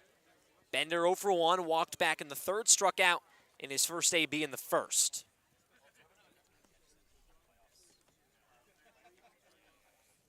Looking to keep the inning alive here for the Bravos. Sively set, a look at first. First pitch to Bender. Fastball, this one almost clipping Bender. Just dancing out of the way on the inside. Fastball, count 1-0. Bender the tall ready stance. Smith now back at third. Middle infield still pinching. Snow close to the bag at second. Here's the pitch. This one's skied out towards right field and towards the line. Shading over is Earhart, now in foul territory. Takes 2 steps back into fair territory. And he makes the catch for out number 3 to finish off the top of the 5th. 1 hit and no runs for the Braves. This game stays tied at 1 from McKeon Park. Bottom 5 coming up on the Bourne Braves Broadcast Network.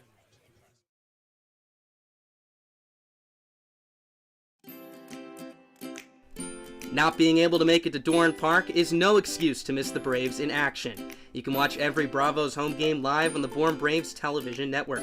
From stellar pitching performances, dazzling defensive plays, and big-time power displays, you can catch it all from the comfort of your home. It's your favorite Cape League team live on your screen. Just head to the Bourne Braves YouTube and join the fun. You can catch the Bourne Braves all summer long at Doran Park. With more than 20 home games this season, Braves baseball is just a short drive away, whether you're on or off the Cape. With free admission to every Cape Cod League game, nights at Doran Park provide family fun for everyone. First pitch for all Braves home games is at 6, and you can check out the Bravos' full schedule over at our website, bournebraves.org. This is Cam Foster. You're listening to the Bourne Braves Broadcast Network.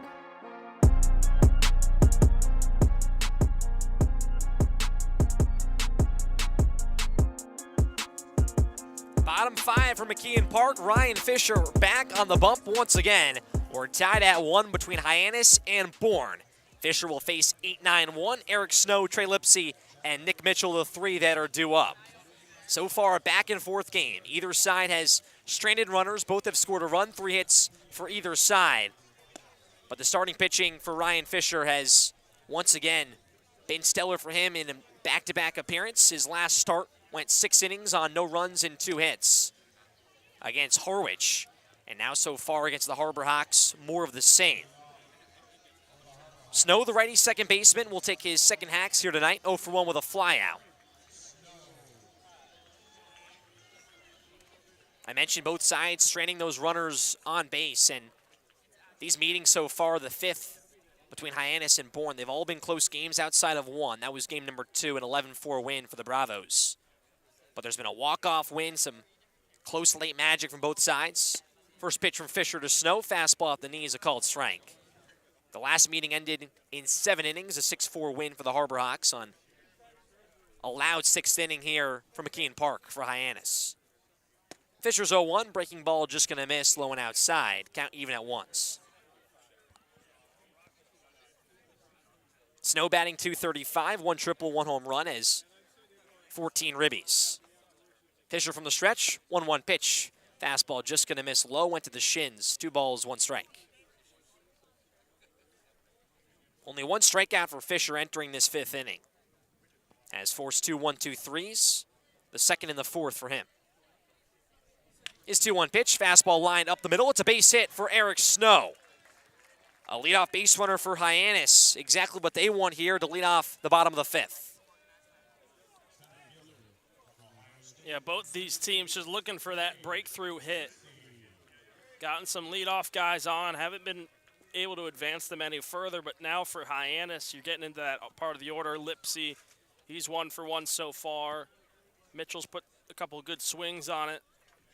Benefited from an error. Second leadoff base runner here for Hyannis. Lipsy was that first. Snow off first base, first pitch to the lefty. This one a high drive towards right field. Kendall Diggs now shades over towards the gap in right. He'll make the catch, shading all the way to the right center field gap. Harrelson came all the way over as well for a bounce back out number 1.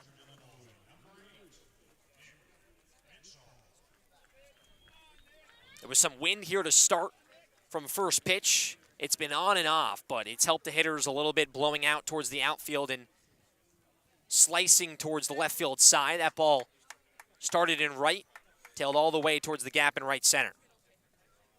Here's the top of the order in the lefty and Nick Mitchell. Middle infield pinching here for the Bravos. Slide step, first pitch. Off speed, gonna miss, just outside. Count 1-0. Third baseman and Eblin a few steps back off the grass at the hot corner. Bender holding on the runner in Snow. Fisher, 1-0 pitch. Fastball outside, it will miss. 2 straight balls, 2-0. Mitchell 0 for 2, reached in the 3rd inning on an E1 from Ryan Fisher. He got to third base, he was stranded. 1 out here in the bottom of the 5th. Fisher set, 2-0 pitch. Fastball clips the inside corner, 2-1. The Western Illinois outfielder batting .308. 2 doubles, 3 triples, 5 RBIs, and 2 stolen bases. He stands in the back of the lefty's batter's box. Fisher set once again, a look at first. 2-1 pitch, breaking ball out. 3 balls, 1 strike. That wind picking up more here from McKeon Park. Some darker clouds in the outfield, no rain in the forecast here tonight. As Bodine calls time, he'll come out to talk to his pitcher in Ryan Fisher. Yeah, right now for Fisher, we're seeing him kind of struggle with command a little bit. Has not issued out a walk. That's what he's done such a great job of this season, is his ability to not give out freebies. Just 4 walks on his season so far to 17 strikeouts coming into tonight, now up to 18. You got to wonder how much longer the leash is going to be. That heart of the order is starting to creep up of Smith and York. 3rd time through Hyannis lineup. Mitchell digs back in. Fisher set once again. 3 balls, 1 strike. Here's the pitch. Fastball low and inside. Just clips the knees. Mitchell almost left the box. Count now full. Outfield straight away for Bourne. Vastine and JKG shaded up the middle. Big 3-2 pitch coming up for Fisher. Here it is. Fastball skied out towards left center field. Trufreda and Harrelson shading over. Harrelson's going to call him off in the gap. He'll make the catch for out number 2. Ryan Fisher once again battling after allowing a single as some drizzles come in here from McKeon Park. Cam, I thought you said there's no rain I did. in the forecast. No, I did. I was just going to mention that. Picking up my phone right now, going to my handy weather app. Says no rain. Interesting. Just a few drizzles at the moment. Yeah. Here's the righty and Zach Earhart. Fisher's first pitch. Breaking ball at the knees will miss outside. Count 1-0. Earhart 0 for 2. 2 ground outs, both to third base. The leadoff base runner in Snow is still off first. Middle infield now back to the normal spots. 1-0 pitch. Breaking ball at the belt. Count now 1-1. Both sides have stranded a lot of base runners. Second time that Hyannis could strand their leadoff base runner if Fisher puts down Earhart. Fisher set, fires on the 1-1 pitch. Breaking ball outside corner, just gonna miss. Good spot once again for the right-hander out of UNC. 2 balls, 1 strike. Fisher sets once again here. Bottom 5 tied at 1. Harbor Hawks now leading the hits department with 4. Fisher's 2-1, fastball outside. 3 balls, 1 strike. And the second time Fisher comes down in the count 3-1. Earhart batting 194, one of the struggling hitters in this order. But 11 walks and 4 stolen bases does the job on the base paths. Fisher's 3-1, popped up first base side. It's going to sail out of play. And once again, Fisher works a second 3-1 count back to full. Payoff pitch coming up. Snow still off first base. Bender now back off the bag, not holding on the runner. Normal depth for the Bourne defense. Fisher, a long look into the sign from Bodine. 3-2, 2 outs. Here's the payoff pitch. Fastball driven up the middle. Vastine shades over to his left. Fires onto first. It's in time. What a play from Jonathan Vastine. Hard hit ball from Earhart up the middle. But Vastine makes an unbelievable play. And Hyannis strands another runner on the leadoff hit from Eric Snow. No runs for them. And after 5, we're tied at 1 from McKeon Park. Top 6 coming up here on the Bourne Braves Broadcast Network.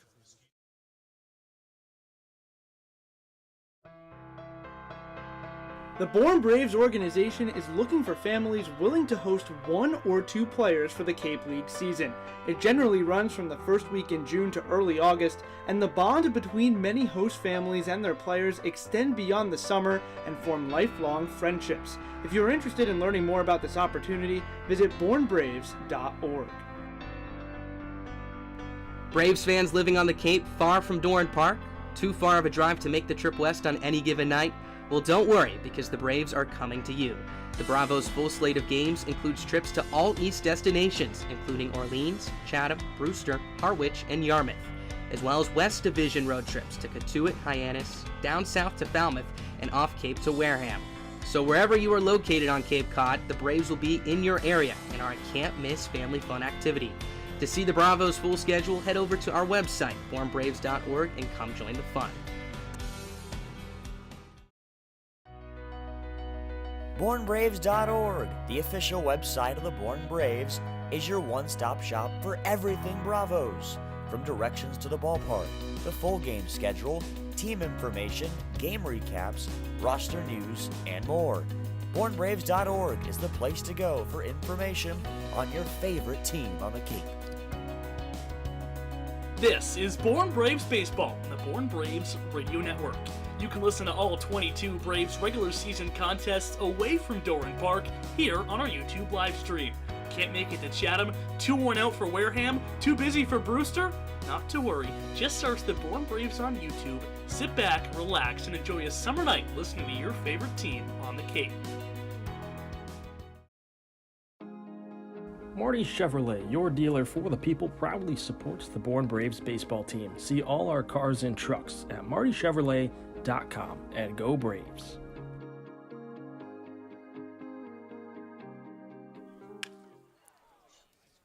And we come back, line out from Bodine to start the top half of the 6th inning, right at Nick Mitchell. And a new pitcher on the mound for Hyannis, J.B. Middleton, the right-hander out of Southern Mississippi. Replaces his teammate in Cross Sibley. And a quick out number 1 for him out of the bullpen. So Bodine goes out on the line out to left. 4, 5, 6 in the order for the Bravos. Here's Kendall Diggs. Middleton 1-0 so far, his just 3rd appearance. Has gone 2 innings, no earned runs on no hits so far in his summer. He'll work on the windup. Here's the lefty Kendall Diggs. First pitch, breaking ball low, count 1-0.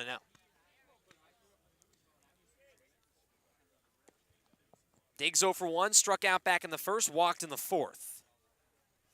1-0 pitch, grounder first base side, picked up by the second baseman in Snow. He'll fire to first, quick out number 2. Just 3 pitches so far for J.B. Middleton out of the bullpen, and there's 2 away in the top of the 6th as JKG steps in.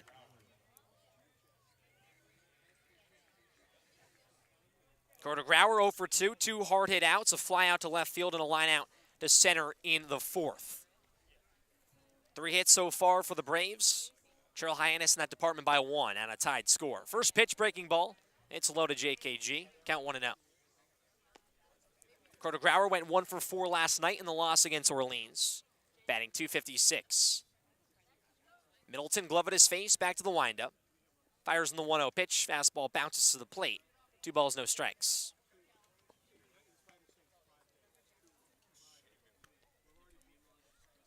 One of the lower score meetings to begin so far between Hyannis and Bourne. They've been a lot of loud, close matchups. This one's still close, but offense has not been there just yet. 2-0 pitch, fastball in there at the belt to Dakota Grauer, 2-1. Ryan Fisher still on the bump for the Braves. Third pitcher here for Hyannis. Middleton set once again, a long look in. Here's the 2-1 pitch. Fastball from JKG, driven out to right center field and deep. Earhard takes a step towards the warning track and right. He'll make the catch for out number 3. And a quick 1-2-3 inning for J.B. Middleton out of the bullpen, replacing his teammate at a Southern Mississippi and Cross Sibley. And we'll head to the bottom of the 6th. Still tied at 1 here from McKeon Park on the Bourne Braves Broadcast Network.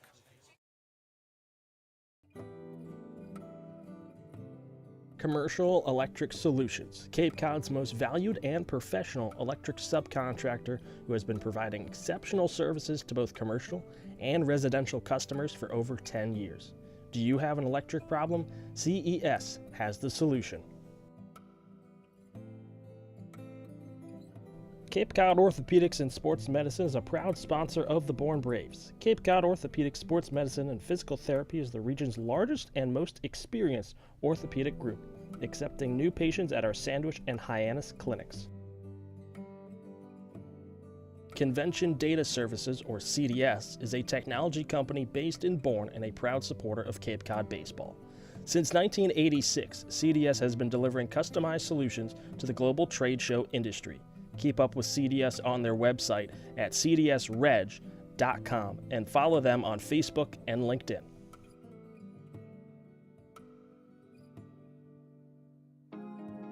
Marty Chevrolet, your dealer for the people, proudly supports the Bourne Braves baseball team. See all our cars and trucks at martychevrolet.com and go Braves.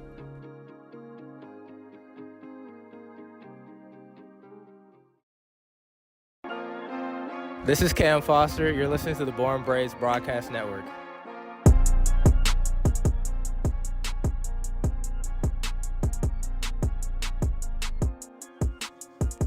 We head to the bottom of the 6th here from McKeon Park on this Saturday night. A Western Division showdown between the Bourne Braves and the Hyannis Harbor Hawks. We're tied at 1, and the night comes to a close for the right-hander Ryan Fisher in another stellar outing going 5 innings.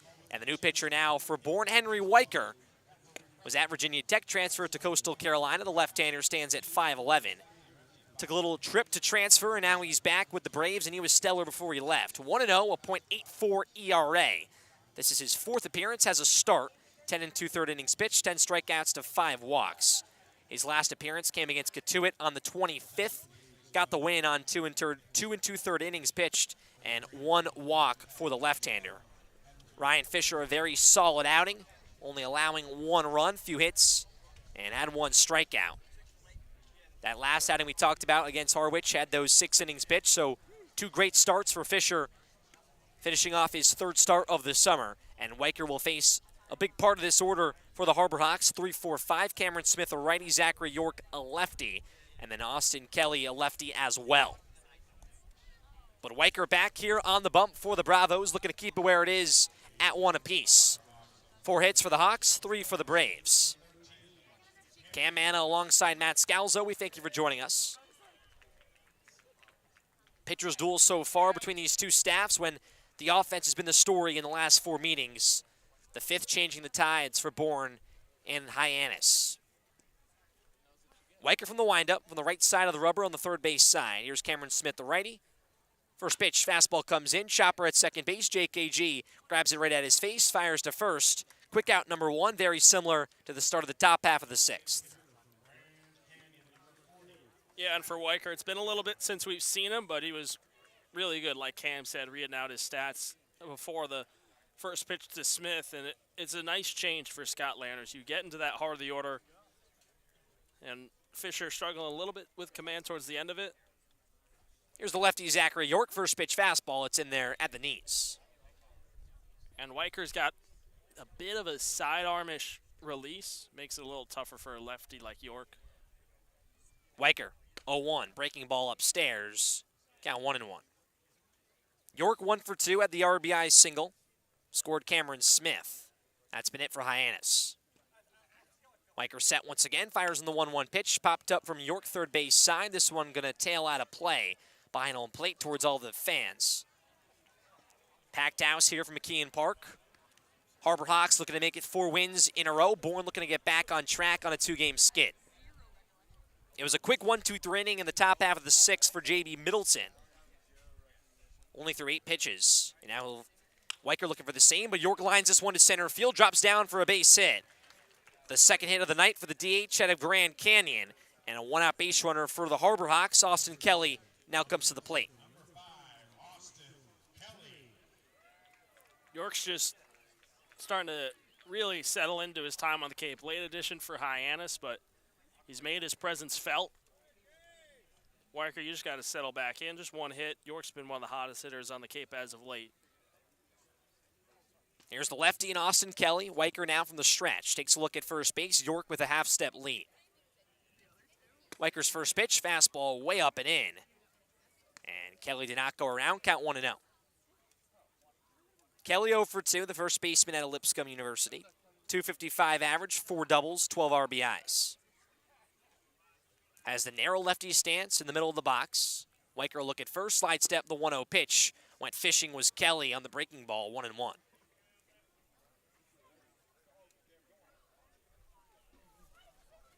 Eblin at third base, about 5 steps away from the bag. Middle infield pinching here for the double play. Bender holding on the runner. Weiker glove of the belt, 1-1 pitch, breaking ball outside. 2 balls, 1 strike. The wins for Hyannis in their last 3, they've beaten YD, Brewster, and Chatham last night 15-6. Had 7 runs as well against Brewster and beat the top team in the East in YD. 2-1 pitch, cut on and missed. The fastball there from Weiker. Kelly was tardy, count 2-2.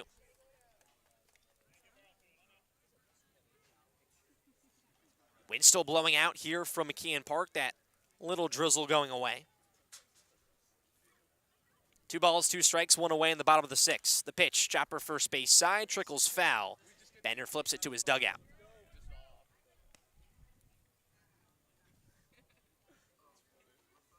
Quiet game so far on the offensive side. And the teams have gotten leadoff base runners, 1-out base runners, just not been able to connect and bring them around. 2-2 pitch, breaking ball, hit hard and foul right by the Bourne dugout from Kelly. Important for Bourne to have Weiker back, a guy that can start, and showed that for Bourne. And also big out of the bullpen to pair him up with Fisher, who has gone 11 innings in his last 2 starts, has only allowed 1 run. Weiker's 2-2 pitch, this one just chopped foul in the box off the foot of Kelly. He stays alive, we'll do it again. And no walks tonight for Ryan Fisher. Had 1 walk in his last appearance, just pounds the strike zone, keeps pitches low, and has done damage. Him and Weiker both leaving the team to transfer and now coming back. And coming back at the right time and pitching well. Middle infield still pitching here, long at bat to Kelly. 2 balls, 2 strikes, 1 away in the bottom of the 6th, the 1-1 game. Weiker set. The pitch, fastball popped up third base side towards the line and the wall. Eblin running over in foul territory, now comes back and makes the catch. His glove hand going all the way over his head to grab that one. A big out, number 2 in foul territory. That was a long battle between Weiker and Kelly, the left. He was just staying on it, fighting, pitches off, continuing to fight. And then popped one up that looked like initially might find its way over the fence, but Eblin with a nice beat on it. Gets a big second out. Here's the shortstop and the ready. Elijah Hyannis shows bunt, pulls back. Fastball going to miss outside. Count 1-0. York still off first base. He had the one-out single. 2 of the 5 hits tonight for Hyannis. Middle infield now normal depth with 2 away. Weicker back to the stretch. Highlight kick 1-0. Fouled straight back on the fastball. Count even at 1s. Hyannis 0 for 2. A pop out and a line out. Batting .283. Had that tying home run the last time these two teams faced off. Back on July 10th. Weicher's 1-1 pitch. This one lined and drops down into right field for a base hit. York goes to second. He'll stay there. Hyannis his first hit of the night and the 6th for the Harbor Hawks. First and second with 2 outs and something brewing here for Hyannis.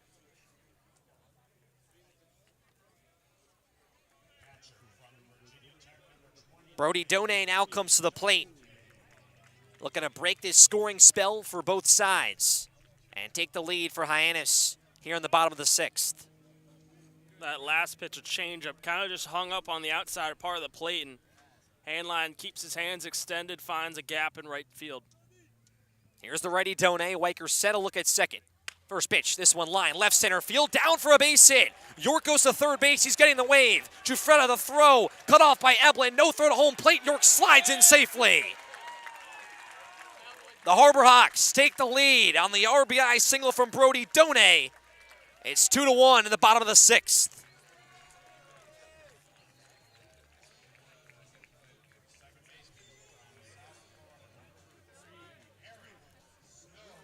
It's another off speed from Weicker, a changeup that's just right middle part of the zone on the outside corner, and Donay with a beat on it, lines into right field, and York hustling around the bases.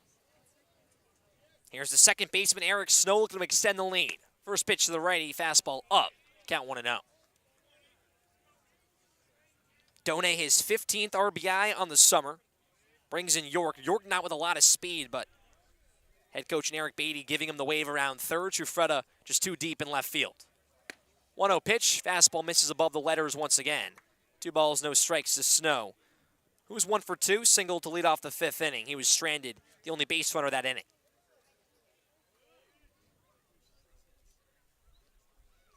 Runners at the corners here for the Harbor Hawks. 2 outs in the bottom of the 6th. Weicker sets once again. 2-0 pitch, ground ball first base side, gets past Bender and it rolls into right field. Scoring is Hyannis, and to first base with a hard hit ball is Eric Snow. The Harbor Hawks pick up 2 runs here in the bottom of the 6th. It's 3-1.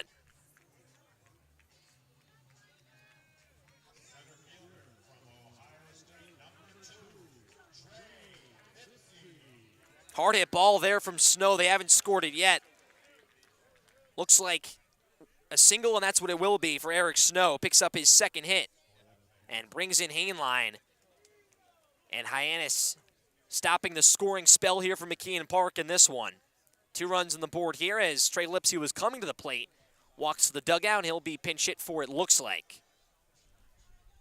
New hitter now coming to the plate for the Harbor Hawks. Weicker still on the bump.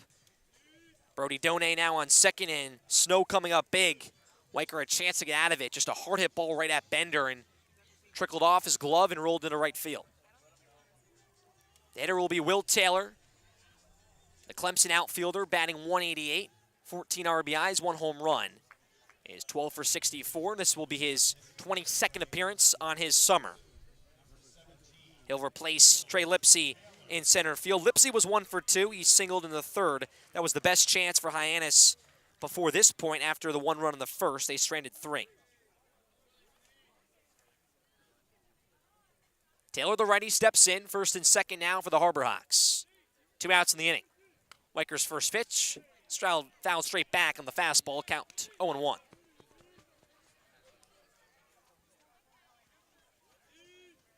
As Matt mentioned, a few off-speed pitches missed upstairs from Weicker that caused some RBIs for Hyannis, and that hard hit ball on the fastball from Snow.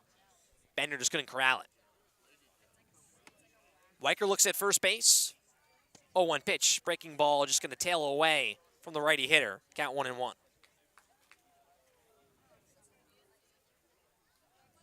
4 hits on the inning for Hyannis. 3 straight as well. Donay off second, Snow off first, both with singles. As Bodine talks to his pitcher and his new teammate at Coastal Carolina in Weicker.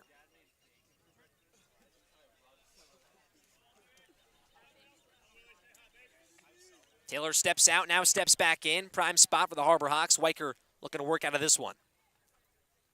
1 ball, 1 strike. The southpaw set, looks at second to Donay. The pitch, fastball up. 2 balls, 1 strike.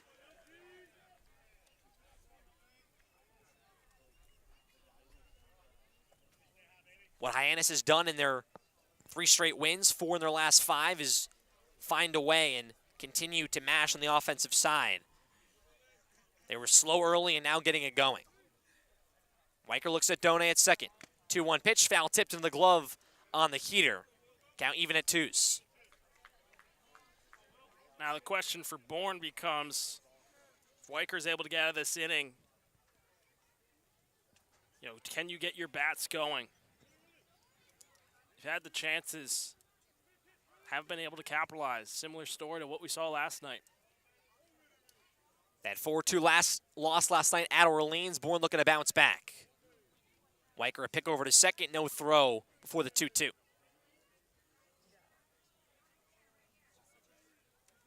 Taylor steps out, now steps back in. He'll get ready for the 2-2. Waves his bat twice, Weicker set once again. There's the 2-2 pitch. Fastball, swing and a miss. The high cheddar from Henry Weicker puts down Will Taylor to end the inning, but not after Hyannis gets 2 in the bottom half of the 6th. The Harbor Hawks lead 3-1, and with Henry Weicker on the mound, his first appearance since his go-away visit. We have more with Ali Navarrete.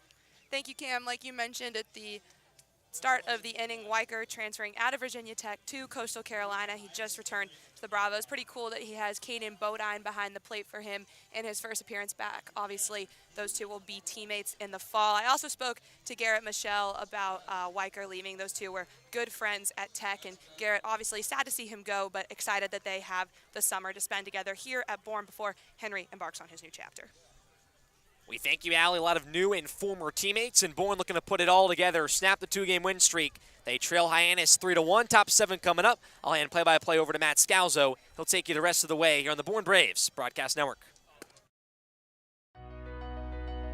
BourneBraves.org, the official website of the Bourne Braves, is your one-stop shop for everything Bravos. From directions to the ballpark, the full game schedule, team information, game recaps, roster news, and more. BourneBraves.org is the place to go for information on your favorite team on the Cape. This is Bourne Braves Baseball on the Bourne Braves Radio Network. You can listen to all 22 Braves regular season contests away from Doran Park here on our YouTube live stream. Can't make it to Chatham? Too worn out for Wareham? Too busy for Brewster? Not to worry, just search the Bourne Braves on YouTube, sit back, relax, and enjoy a summer night listening to your favorite team on the Cape. Marty Chevrolet, your dealer for the people, proudly supports the Bourne Braves baseball team. See all our cars and trucks at martychevrolet.com, and go Braves.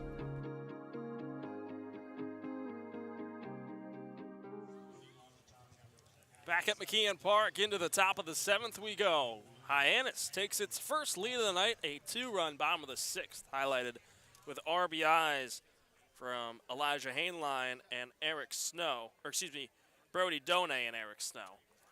Has it at a 3-1 Harbor Hawks lead over Bourne. Cam Foster to lead off, top of the 7th. He takes a first pitch strike from J.B. Middleton on the outside corner, and so on 1. Foster's 0 for 2, couple strikeouts swinging so far for his night. The righty in Middleton sets and deals. 0-1 off speed. This is a touch upstairs, and it's 1-1. Pete Chufreda and Gage Harrelson to follow Foster. 7, 8, and 9 in the Bourne order. 1-1. Another off speed. This one misses high and tight to Foster. Gets back to the backstop, and it's 2-1.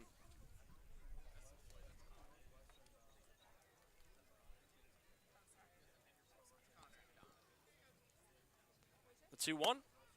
Fastball. Swing and a miss from Foster. It's 2-2. Middleton working with that fastball in the low to mid-90s, coming in 93 with that one. The 2-1. Breaking ball misses low and away, and it's a full count to Foster to begin the top of the 7th. Bourne looking for an answer. 8 hits, 3 runs for Hyannis, 3 runs and just 1 run for Bourne. Foster jammed inside, pops the 3-2 foul and the 95-mile-an-hour fastball. Will go again. And that answer could be Foster, but it's kind of what you do with that leadoff base runner if Foster can get on. Bourne's had those opportunities, a leadoff hitter in the first where they scored, but since then they had one in the third, one in the fourth, one out base runner in the 5th. 3-2 bounces in. Foster with a leadoff walk to begin the top of the 7th, and he reaches base safely for the first time tonight. And it's similar to last night's game and the loss to Falmouth as well. Bourne's gotten batters on base. They've had base runners. They had 7 hits in that tough loss to Falmouth. The bats weren't as alive last night, but they've had their chances. It's just continuing and keeping the train rolling, starting a rally and being consistent. First pitch to Chufreda. Fastball right at the knees, called strike 1.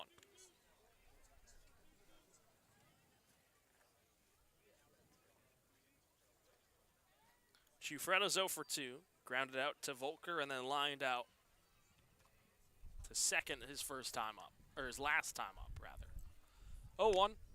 Fastball clipped straight back, and it's 0-2. And Chufreda's changed his stance just a tiny bit. Usually has the bat up, waving around before the pitch. Now kind of starts it more stationary on his shoulder right before the pitch, and then brings it back up. A little bit of an adjustment from Chufreda. The 0-2. Called strike 3. Frozen on the changeup. He's down looking for Middleton's first strikeout. There's 1 gone here in the 7th. Great pitch here from Middleton, and it's kind of been very similar to what we saw last night with Orleans, getting enough hits, staying ahead, and using their bullpen. Solid start for Volker, Sibley, now to Middleton. Throw over to first. Foster with a head-first dive, back safely, just ahead of the tag from Kelly. Gage Harrelson, the 9-hitter, digs in here for Bourne. He's 0 for 1, walked and flew out to left. His 2 times up so far. Made it over to third in that 3rd inning. First pitch to him, off speed at the top of the zone. It's 0-1. That 3rd inning, golden chance for Bourne to break the 1-1 tie at that point. Had the bases loaded with 1 out, but Caden Bodine grounded into a 6-3 double play. Handline with one of the biggest plays so far tonight. The 0-1 gets past Done on its way to the backstop. Foster darts for second, and he'll advance another 90 feet. Puts him in scoring position.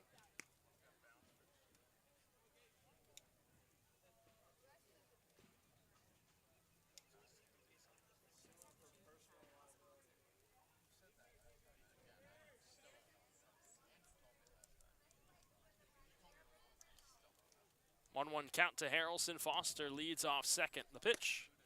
Fastball. Check swing. Did not go around as it misses inside. It's 2-1. And Done go out to have a conversation with Middleton on the mound here for Hyannis. Bourne needing an answer. Top of the order with Jonathan Vastine to follow after Harrelson. Foster on second base, a runner in scoring position here for Bourne.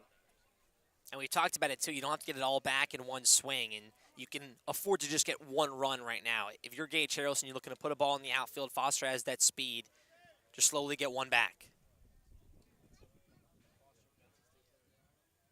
2-1. Swing and a miss on the fastball, down and inside. 2-2.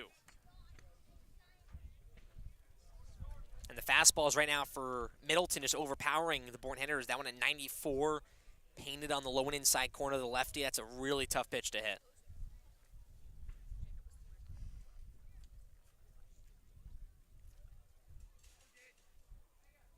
The 2-2. Swing and a miss. Harrelson down on the changeup. Back-to-back punch-outs for Middleton. There's 2 gone here in the 7th. And now it's tough for Vastine because for Chufreda and Harrelson, it's kind of your job with no outs and 1 out to put a ball in play, kind of advance Foster. But now with back-to-back strikeouts and Foster still standing on second, now it's Vastine's job. He has to do something. He has to do more. So just kind of puts it all in his hands here with 2 outs. Shift is on for the lefty shortstop. First pitch. It's a change up inside, and it's 1-0. Snow at second has his heels on the outfield grass, and he's splitting the difference between first and second. Handline, the shortstop, pinching in behind Foster, covering the second base bag. Smith basically the lone man on the left side of the infield. The 1-0 fastball paints the inside corner. It's 1-1. Taylor, the pinch hitter for Lipsy, now camps out in straightaway center field. The 1-1, check swing on the breaking ball. Vastine 1 around, and it's 1-2.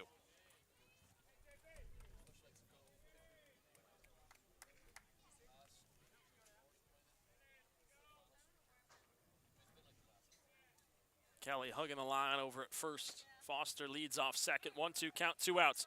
Throw back over to second, gets away, and into left center field. Foster will move on his way over to third. As a snap throw from Middleton got past Hainline. Puts the second run for Bourne 90 feet away. A chance for Bourne to come a little closer here. Big spot here for Jonathan Vastine. Middleton from the stretch, glove at his face. The 1-2. Fastball upstairs, and it's 2-2. And now Foster guarantees scoring on a base hit. Nice to move up 90 feet here, but still got to get through him in Vastine. 2-2, swing and a miss. Down by way of the K goes Vastine, and it's another changeup. And it's 3 straight strikeouts for Middleton to work around the leadoff walk from Foster. He's stranded at third as we head to the bottom of the 7th. It's a 3-1 Hyannis lead on the Bourne Braves Broadcast Network.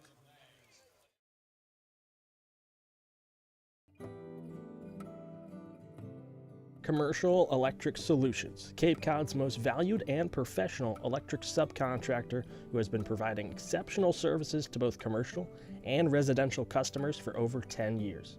Do you have an electric problem? CES has the solution.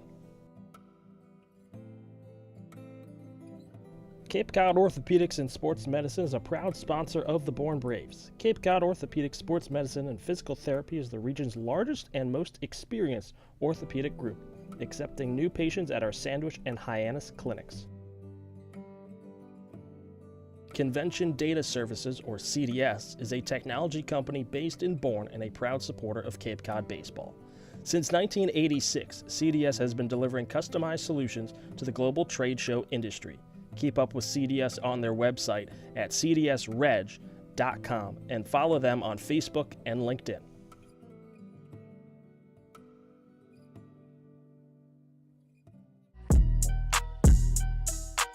This is JKG. You're listening to the Bourne Braves Broadcast Network.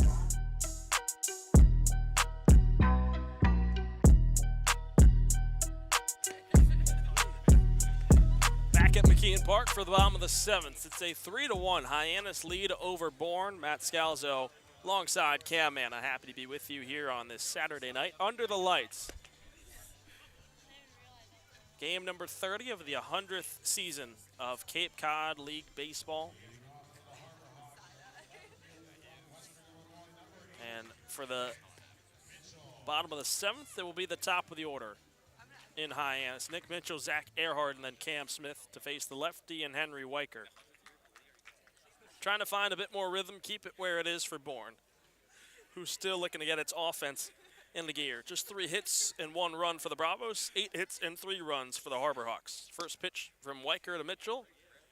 Fastball inside, it's 1-0.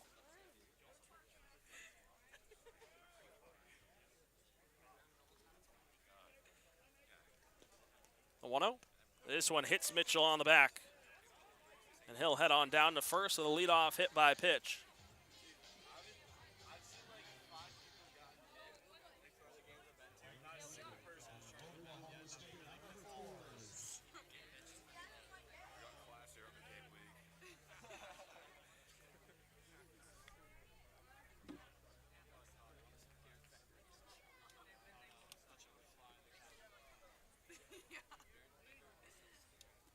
Brings up Zach Earhart. He's 0 for 3 so far.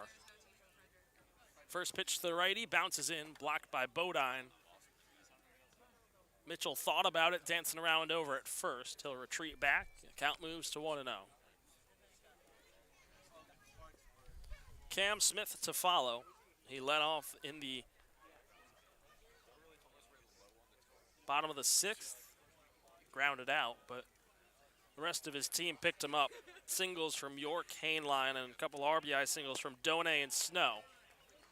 1-0, Bach is called, and advancing over to second goes Nick Mitchell. So the tough return continues to get worse here for Henry Weicker.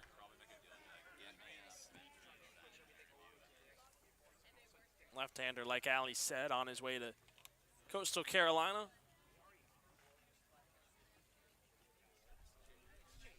Works from the stretch. Checks the runner and Mitchell at second, the 1-0. Changeup is low, showing bunt was Earhart. He pulled back, and it's 2-0.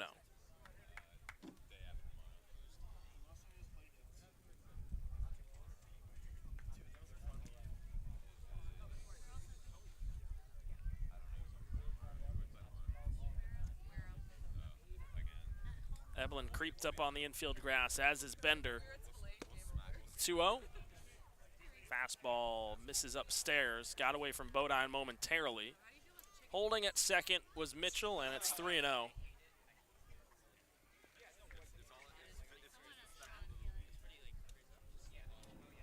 Middle infield pinching with Kuroda Grauer and Vastine. Eblin straddling the corner with his feet on the infield grass. Bender a couple steps in. 3-0, fastball sails upstairs, and it's a 4-pitch walk to Zach Earhart. Puts runners on first and second with nobody out here in the bottom half of the 7th. Hyannis looking to add on to its 2-run lead. Brought in a pair in the bottom of the 6th in the first inning of work for Weicker.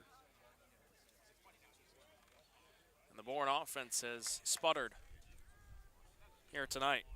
Got off to that hot start, took the lead in the first. Hyannis responded with an RBI single from York, and it was knotted at 1 all the way up until that 2 spot in the bottom of the 6th from Hyannis. They're looking for more. Brings up Cam Smith. Runners off first and second. First pitch from Weicker. Fastball finds the inside part of the zone, and it's 0-1.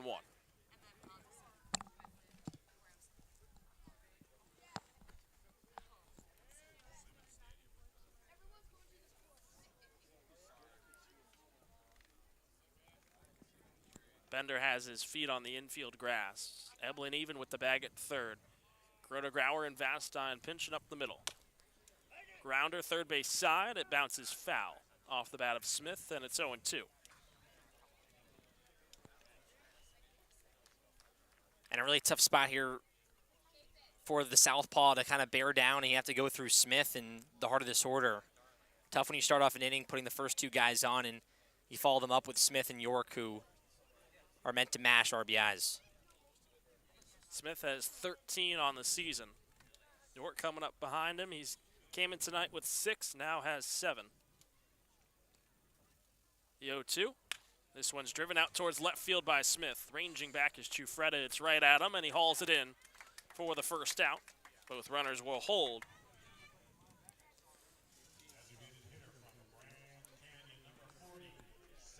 And that's a big out, number 1 there for Henry Weicker on the bump, because now you can force that double play chance. And a lefty-on-lefty matchup as well in York, which favors yourself in Weicker if you're on the mound. York is 2 for 3. Couple of singles, picked up that RBI in the first. First pitch swing, he chops it foul. First base side, it's 0-1.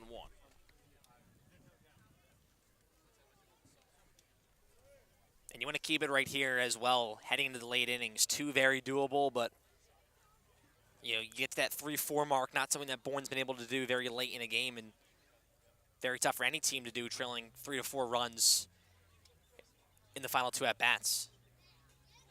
So the 8th game for York, 0-1. He turns and flies this one deep out to center field. Harrelson camping underneath it in front of the warning track. He makes the catch and will fire a dart back in, cut off by Vastine.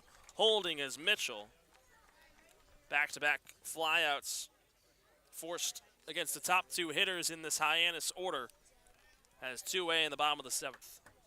And you love that there from Weicker. Hit by pitch and then a walk, and he kind of told himself, now I can't really give anything to Hyannis right now. I got to let them work and let them beat me. And back-to-back pitches that have been hit well from Smith and York, but letting the defense work, letting them make the play.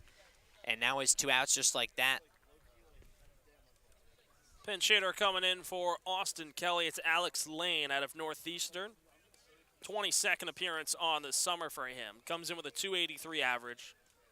No home runs, 3 RBIs so far. 15 for 53 with the Harbor Hawks thus far. Righty on lefty. First pitch. It's a fastball that misses a touch outside. It's 1-0. Lane with 12 walks to 19 strikeouts. 4 hit by pitches as well. Has Earhart at first, Mitchell at second. Infield back against the tall righty hitter. Harrelson in straightaway center. 1-0. Swing and a miss on the elevated fastball. It's 1-1. And Lane's not playing his best baseball at the moment, struggling a little bit, but a guy that still showed early on this summer that he can hit for power and driving runs in big spots. One of those right here.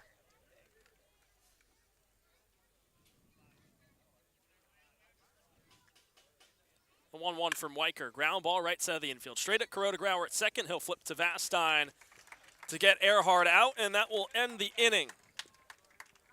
So Weicker works around the first 2 base runners that got on. No runs come across to score for Hyannis in the bottom of the 7th. We head to the 8th. It's a 3-1 lead for the Harbor Hawks over the Braves on the Bourne Braves Broadcast Network.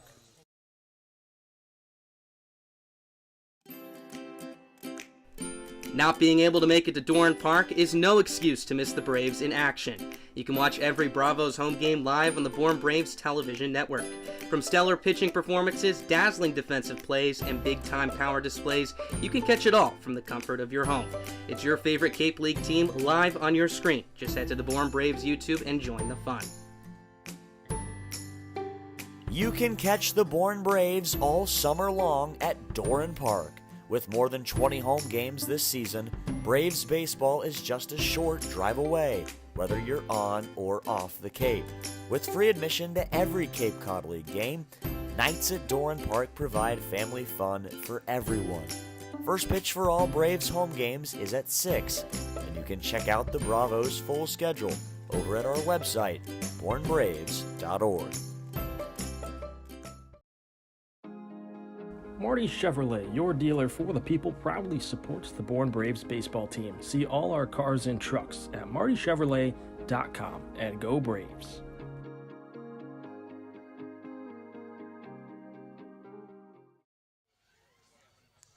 We're getting down to the nitty-gritty here from McKeon Park. It's a 3-1 lead for the Harbor Hawks over the Braves, and Bourne looking to kick its offense into gear late in the game, trailing by a pair.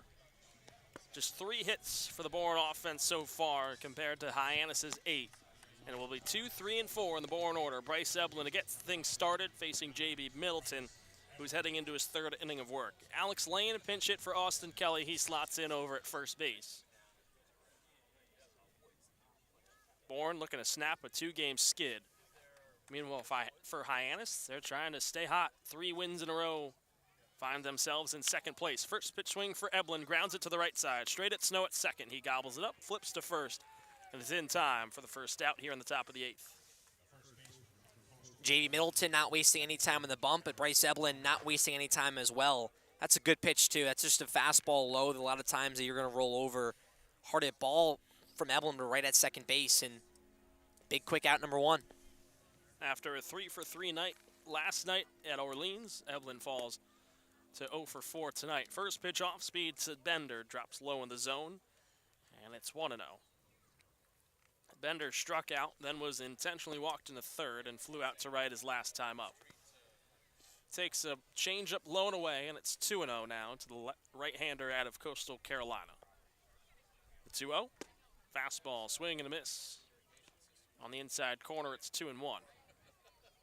Caden Bodine to follow. And if it gets any further, Kendall Diggs is in the hole. The right-hander in Middleton from the windup. 2-1. Off speed inside to Bender, and it's 3-1. And all you need is one on, even with one out. And Bender has that speed as well to advance. The 3-1. Bender ropes it into left field over the head of a leaping Smith. Bender turns around first, takes a wide lead, and will hold there. That's a one-out base hit for Derek Bender. 4th hit of the night for Bourne. First since the 5th inning. And Bender needed that right there.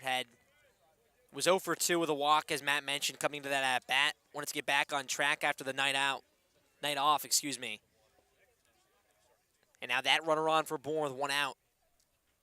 You wonder how aggressive the Bravos are here with Bender on first.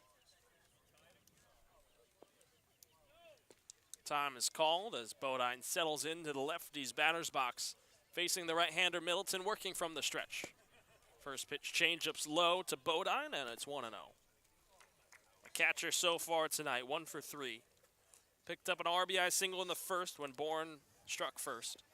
Since then, the offense has gone quiet. 1-0 fastball, right on the inner half, 1-1.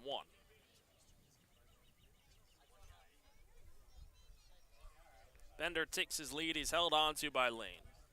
Bender leads the team. 10 stolen bases. Here he goes. Swing and a miss on the 1-1 changeup. Head first dive for Bender. He's in safely with his 11th stolen bag of the season. Exactly what you want there if you're Bender, and a good job from Bourne reading the count on a 1-1. Perfect time to go on that off-speed pitch. Now a prime chance to get one back. The 1-2 to Bodine. Changeup low, gets behind Done. Advancing over to third comes Bender, takes a wide turn, and he'll hold there. So now another run for Bourne, just 90 feet away. Had the opportunity in the 7th. That was with 2 outs, and Cam Foster was at third. Now with 1 out, Bodine looking to come up clutch once more. 2-2 count here in the top of the 8th. Bender takes his lead over at third. The 2-2. Fastball. Bodine, ground ball through the left side of the infield, and it will roll into left field. Bender will score. Bodine delivers once more. His 2nd RBI single of the night. Makes it 3-2.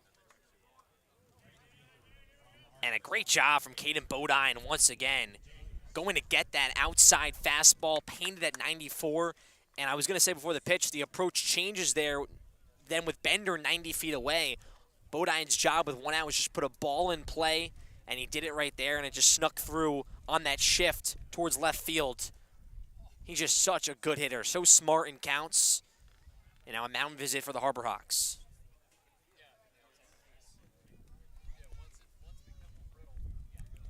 Mound visit here for Hyannis. Like Cam said, Kendall Diggs, the lefty, coming up to bat here against Middleton. He works with high velocity on that fastball, but Bourne's been able to catch up to it, put some balls in play, and Bodine comes up clutch once again. It's his 14th RBI of the summer. He has both tonight for Bourne. Kendall Diggs looking to come up here in a big spot for the Bravos. Tying run is on the base paths.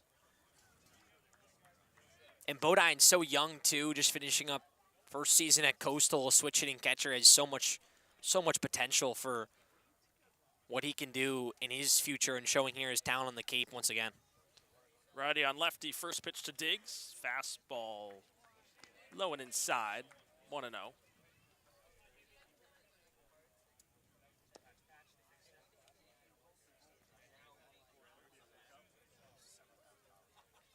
The 1-0.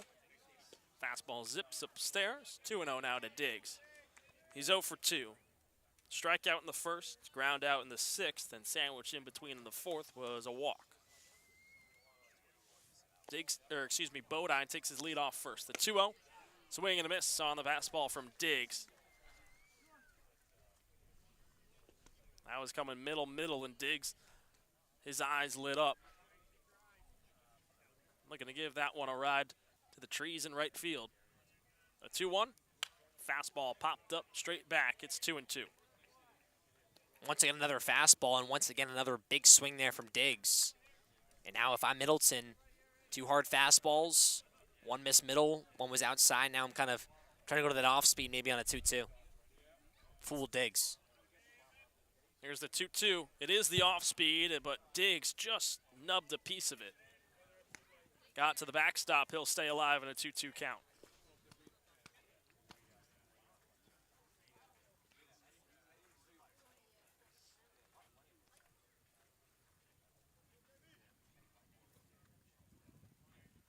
Middleton looks in. He's got his sign. Middle infield pinching. The 2-2. Change up. Grounded foul. First base side.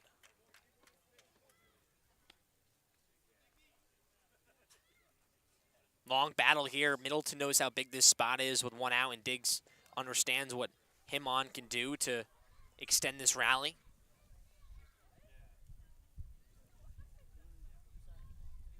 Bodine takes his lead, held onto by Lane. The 2-2 flown out to dead center field. Taylor moves back, now comes in underneath, and he makes the catch for the second out.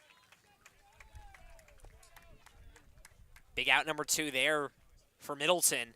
Good swing from Diggs. He was waiting on that fastball. He got it once again, just in a good spot, and not a pitch you can put a crazy drive in, and Diggs still a good piece, just right at the center fielder and Taylor.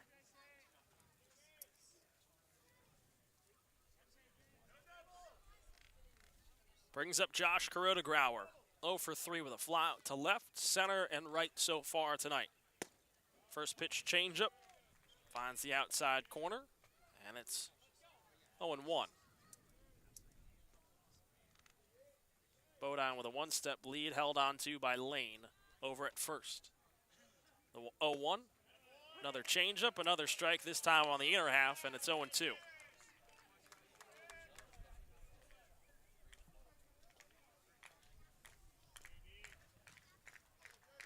Slow clap begins, an 0-2 fastball check swing from Kuroda-Grauer. Did he go around? Yes, he did. Joe Gravina with the call over at first. Huge strikeout for Middleton. That's his 4th, and Bourne strands a tying run on the bases. But to get one back on the RBI single from Caden Bodine, his 2nd of the night, it's 3-2 Hyannis as we head to the bottom half of the 8th here from McKeon Park.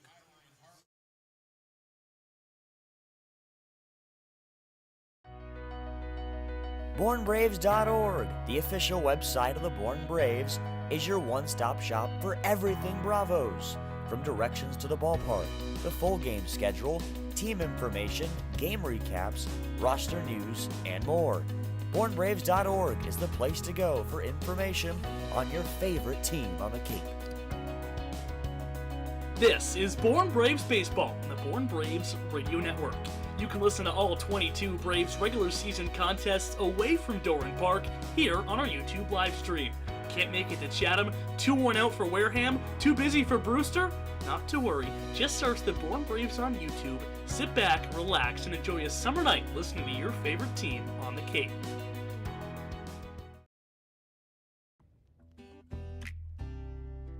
Cape Cod Healthcare is proud to be the official healthcare sponsor of the Cape Cod Baseball League. And with 6 convenient urgent care centers across Cape Cod from Falmouth to Orleans, we're ready to treat a wide variety of minor illnesses and injuries, so you can get back to your regular scheduled summer plans quickly.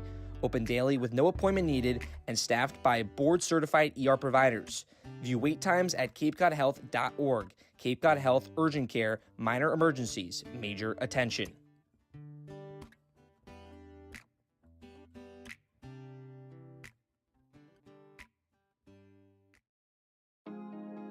Marty Chevrolet, your dealer for the people, proudly supports the Bourne Braves baseball team. See all our cars and trucks at martychevrolet.com, and go Braves.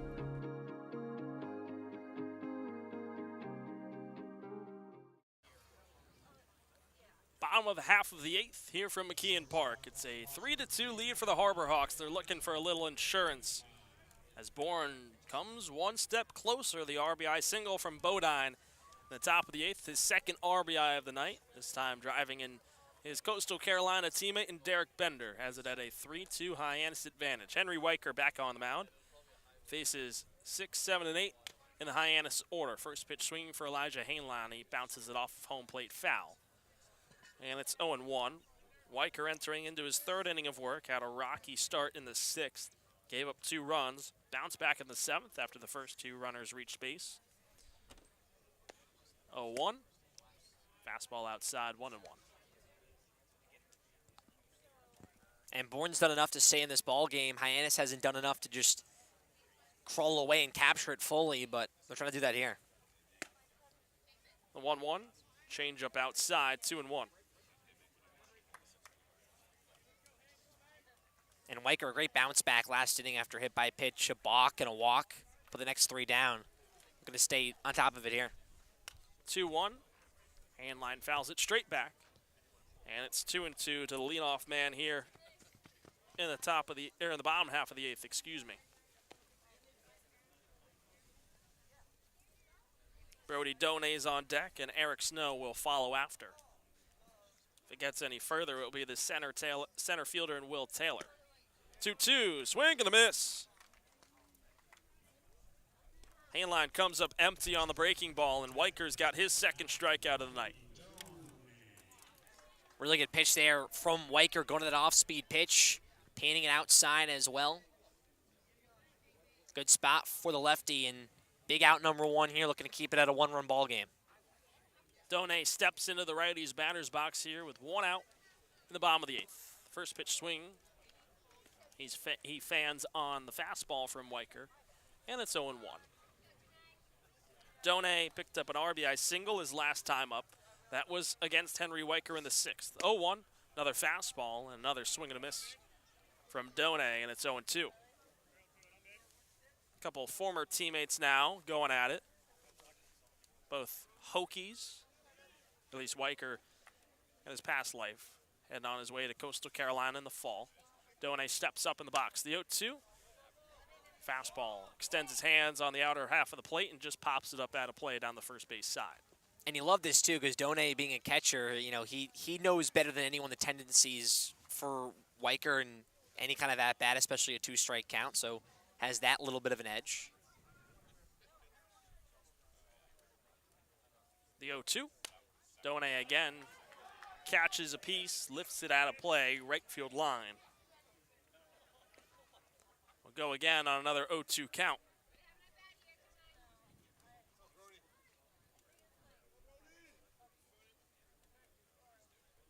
The 0-2. Drop third on a swing and a miss from Donay. Bodine pops out. Fires down to first to Derek Bender. He'll step on the bag. Back-to-back strikeouts for Henry Weicker. There's 2 away in the bottom of the 8th. And a good pitch there once again from Weicker, showing that he's putting down hitters this inning. Showed that off-speed pitch, showing the fastball there up and inside. Tough one to hit for the righty. Eric Snow comes up, 2 for 3, a couple of base hits his last 2 times up. Takes a first pitch fastball above the letters. It's 1-0. And Hyannis for next inning has a lefty and a righty both warming up in the bullpen to finish things off. 1-0 changeup, outside corner, 1-1. Double barrel action here for Hyannis, like Cam said. 1-1 changeups low in the dirt, 2-1.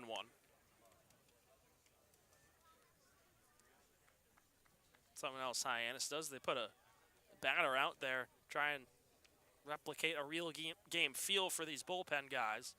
2-1, Snow flies it out down the right field line. Chase giving chase is Diggs, but it will land at a play.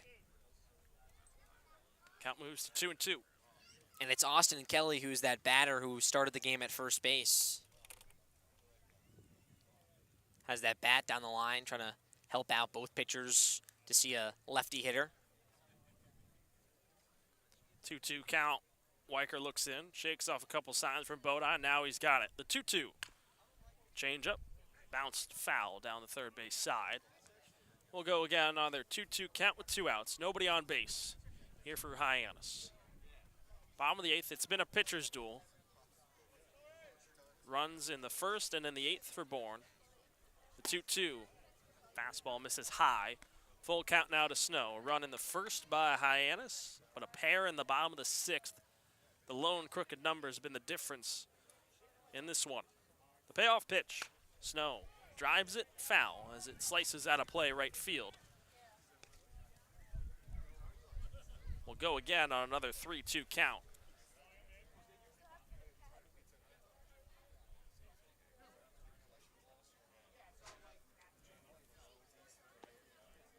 lefty and Weicker against the righty and Snow. He's got his sign, the payoff pitch. And once again, it's spoiled by Snow. Another foul ball. Continues this long at bat. Trying to keep this inning going. 2 for 3 night for the second baseman out of USF.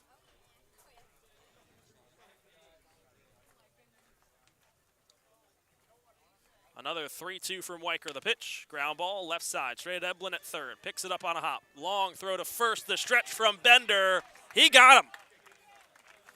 A 1-2-3 inning from Henry Weicker in the 8th. Or so it seems right now. Hyannis manager wants to chat with Joe Gravina over at first. He thinks maybe the third base ump or Matt Kane, the home plate ump, had a better view of Bender's foot coming off the bag is what he's arguing. There's a long stretch from Bender. Throw from Eblin dragged him just a little bit off the line, but Gravina still having a conversation here. And it looks like that is all it will be. They confirmed the out. Eblin to Bender for the final out, and a 1-2-3 in the bottom of the 8th for Henry Weicker. We head to the 9th. Last chance for Bourne. They trail by 1. It's 3-2 Hyannis on the Bourne Braves Broadcast Network. BourneBraves.org, the official website of the Bourne Braves, is your one-stop shop for everything Bravos. From directions to the ballpark, the full game schedule, team information, game recaps, roster news, and more. BourneBraves.org is the place to go for information on your favorite team on the Cape. This is Bourne Braves Baseball on the Bourne Braves Radio Network. You can listen to all 22 Braves regular season contests away from Doran Park here on our YouTube live stream. Can't make it to Chatham? Too worn out for Wareham? Too busy for Brewster? Not to worry, just search the Bourne Braves on YouTube, sit back, relax, and enjoy a summer night listening to your favorite team on the Cape.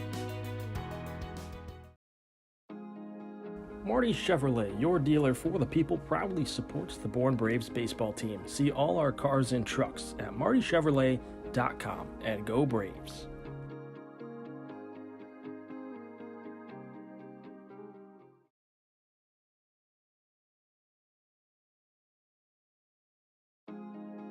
Marty Chevrolet, your dealer for the people, proudly supports the Bourne Braves baseball team. See all our cars and trucks at martychevrolet.com, and go Braves.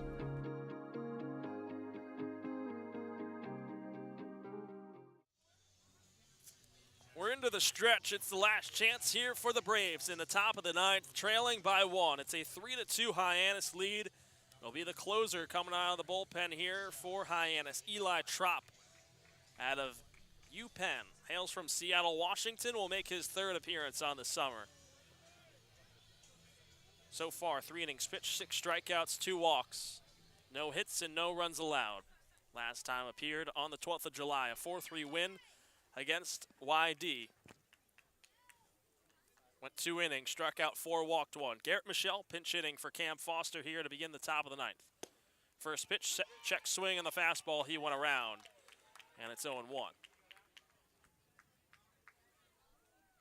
Michelle comes in with a .228 average, 2 home runs, 13 RBIs for the first baseman out of Virginia Tech. The 0-1, line drive, back up the middle, finds its way into center field. Garrett Michelle turns on the changeup and leads off with a single here to begin the top of the 9th, and the tying run is on base. For Bourne, it'll be a pinch runner in New Contrades.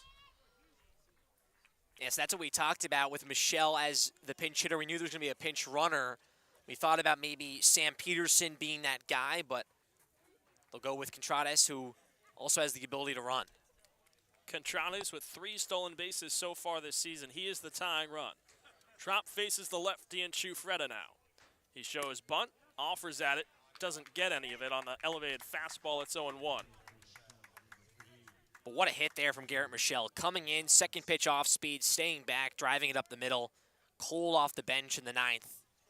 That's a cold-blooded base hit.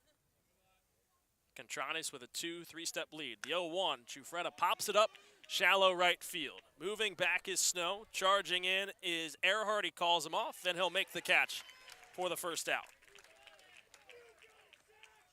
And just tough there because Bourne wanted to go small ball to Freda missing that first bunt that looked like maybe upstairs. So now kind of the operation changes here. Can't really go small ball with one out. And now it's kind of the opportunity where they got to be aggressive with Contrades on the base paths and give him that chance to steal. Gage Harrelson now digs in. He's 0 for 2. A walk, a flyout, and a strikeout for him so far. Against the righty in Trop. First pitch. Fastball zips into the inside corner, and it's 0-1.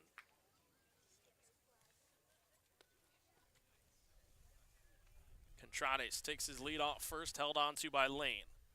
Middle infield pinching in Hainline and Snow. Snow a bit shaded towards right field. 0-1 fastball elevated upstairs. Harrelson checked his swing. Did he go around? He did not. Says Jeff Mertzel over at second. 1-1 count. Contrades takes his lead over at first. Trop set on the mound. The 1-1. Change up low and inside. 2-1 to Harrelson. And Bourne being very patient with Contrades on the base path. Still haven't seen that pick over here.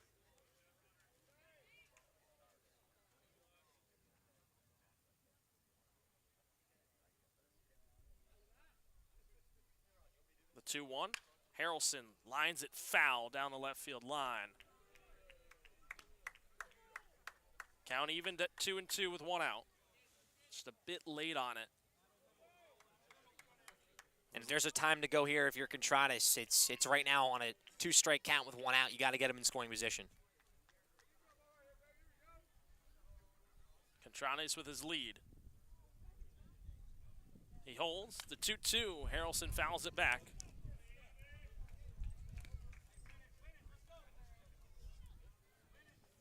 Scott Landers says it best. Big-time players show up when the lights go on. It's a big spot for Bourne. 30th game of the season, just a game separating these two between second and third in the West. The 2-2. And Harrelson spoils once more. Great job here from Harrelson staying alive. That's a heater on the outside corner. He just clipping it off. Battling for another pitch.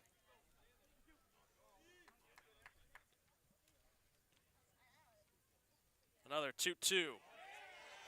Breaking ball misses outside, and the count runs full. The patience from Harrelson. Full count, one out. Contrades at first. Trop on the mound, righty on lefty here. Trop looks over at Contrades with his lead held on to by Lane. The payoff pitch, it's low. A huge at-bat from Gage Harrelson. He works his second walk of the night, and the go-ahead run for Bourne is on base here in the top of the ninth. And Bourne trusting Harrelson on that at-bat. They're saving Contrades at the bag at first. They get him to second either way with one out, so it works out in their favor on a little bit of a gamble there. Playing less of the aggressive card from what we saw last night. Now a big spot here for Vastine. Harrelson at first, Contrades at second. First pitch to Vastine. Change up, catches the inside corner, 0-1. Lane, the first baseman, was creeped up on the infield grass. Now he'll step back, not holding on to Harrelson over at first, and Trop will step off and then step back on. Contrades the lead over at second, Hainline pinching in behind. The 0-1 to Vastine. Big swing and a miss. On the changeup, it's 0-2.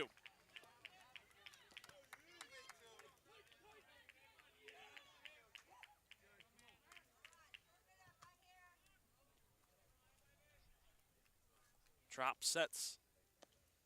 Looks over at Contrades at second. The 0-2 to Vastine. Fastball misses inside. Pops out of the glove of Done. Both runners hold. 1-2 count. And a big spot here for Vastine, who has shown his ability with 2 strikes to find ways on and has a really good 2-strike approach. Chokes up and just battles, shortens up that step, and dropping donut, know how big it is here, talking just right in front of the mound.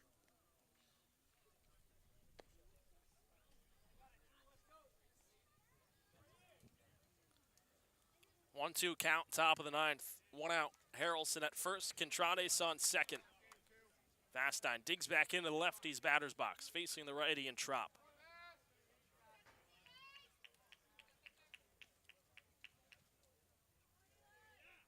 The 1-2. Fastball misses inside. 2-2 count, one out. Takes a whole lot of courage to take that pitch.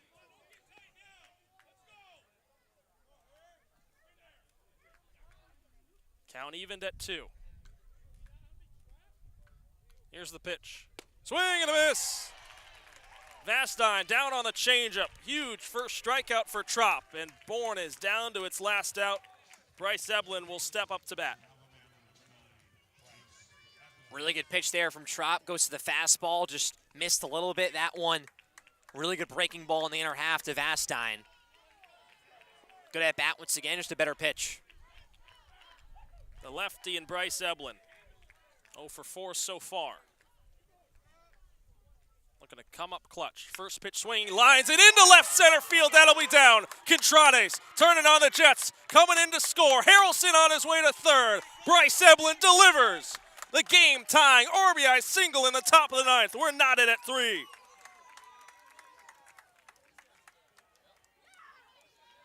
Big-time hit from Bryce Eblin.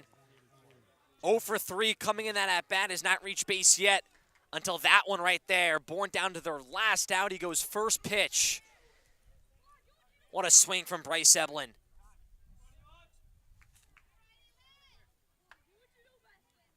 Bourne's offense has come alive late. The single from Michelle, pinch ran by Contrades. The walk from Harrelson, and then Eblin. Line drive into left center field. And Contrades, no doubt in his mind, he was going second to home. John Topolowski instantly given the green light at third. And now Derek Bender comes up to bat. 2 outs here in the top of the ninth. And now there's a mound visit here for Hyannis. Scott Landers brought his crew over on the first base side to talk things over. And with Contrades scoring, this whole inning goes back to, you got to give all the credit right now. Obviously the hit from Bryce Eblin, but Garrett Michelle starting off this inning with that single. You bring in a good pitcher in Trop, who's throwing the ball very hard from the right side, and Michelle starts this inning off exactly what Bourne wanted. And with 2 outs, Bourne backs against the wall in a tough position, not playing their best baseball on the offensive side. Great hit there from Eblin, and Bender now a chance to put it all together.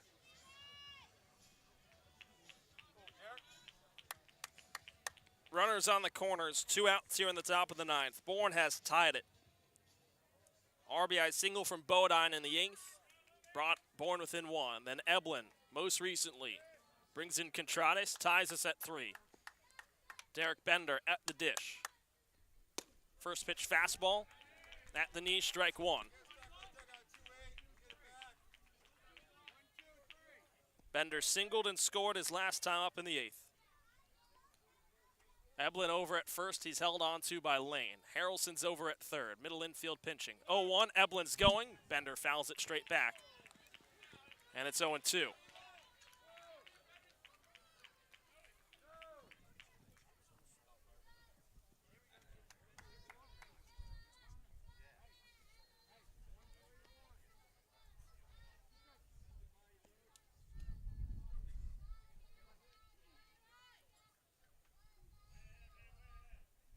Eblin takes his lead at first.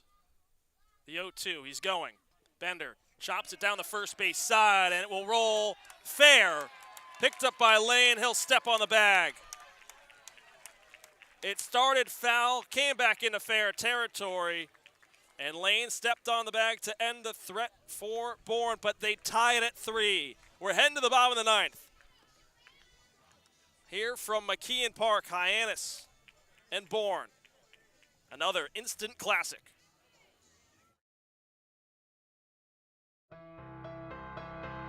The Bourne Braves organization is looking for families willing to host 1 or 2 players for the Cape League season. It generally runs from the first week in June to early August, and the bond between many host families and their players extend beyond the summer and form lifelong friendships. If you're interested in learning more about this opportunity, visit bournebraves.org. Braves fans living on the Cape far from Doran Park? Too far of a drive to make the trip west on any given night? Well, don't worry, because the Braves are coming to you. The Bravos' full slate of games includes trips to all East destinations, including Orleans, Chatham, Brewster, Harwich, and Yarmouth, as well as West Division road trips to Cotuit, Hyannis, down south to Falmouth, and off Cape to Wareham. So wherever you are located on Cape Cod, the Braves will be in your area and are a can't-miss family fun activity. To see the Bravos' full schedule, head over to our website, bournebraves.org, and come join the fun. Marty Chevrolet, your dealer for the people, proudly supports the Bourne Braves baseball team. See all our cars and trucks at martychevrolet.com, and go Braves.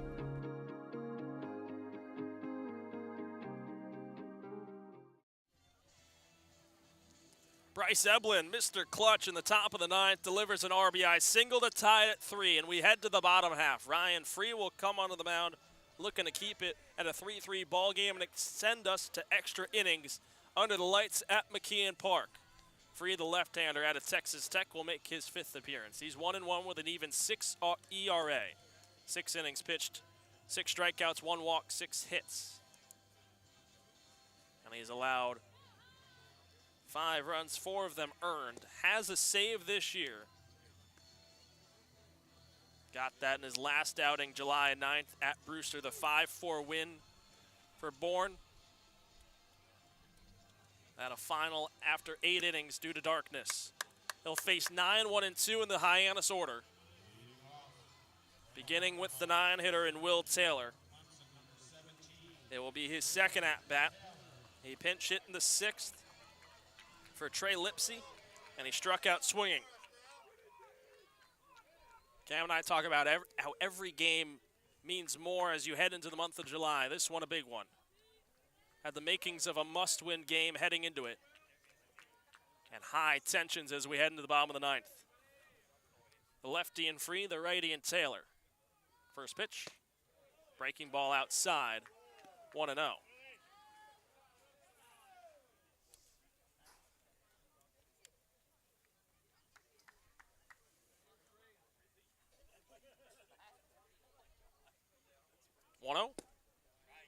Fastball down and inside for strike 1. 1-1. Taylor followed by Mitchell and Earhart. Top of the order will turn over following the 9-hitter out of Clemson's at bat. 1-1. Swing and a miss. Chasing outside fastball was Taylor. It's 1-2.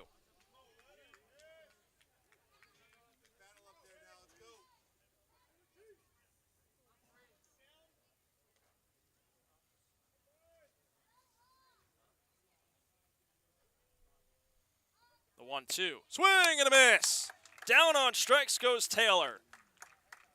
First batter is a strikeout for Ryan Free out of the pen, and there's 1 gone in the bottom of the 9th. Really good pitch there from Ryan Free. First batter he faces out of the bullpen, trusting his fastball, gets Taylor to chase. Big out number 1, and out number 1 always the biggest when you're late in this one, especially the bottom of the 9th with Hyannis a chance to win it just on 1 swing. Nick Mitchell comes up. Leadoff man and the lefty. First pitch swinging, pops it up. It'll stay on the infield. Vastine calling everyone off, creeps up on the infield grass, and he makes the catch for the 2nd out. Quick out number 2 there for Free. And looking for just a nice 1-2-3 here. And we've seen Bourne in a lot of 10th inning sudden deaths. So far in this summer, it started out early against Falmouth, and they've shown some late magic as well. They had a walk-off win against Hyannis in their 3rd meeting. Walk-off walk for Garrett Michelle. Now Earhart. First pitch, breaking ball, drops to the outside corner by Free. It's 0-1. Earhart's 0 for 3. 3 ground outs and a walk his last time up in the 7th. The 0-1. Fastball outside, 1-1.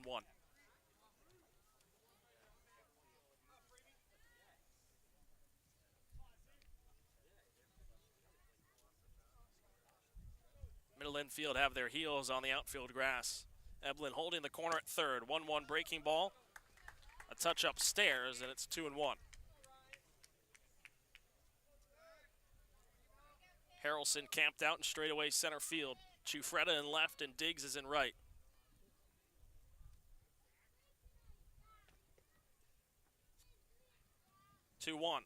This one's driven out towards center field. It'll drop into the right center field gap for a base hit. Earhart turning around first. He'll hold there.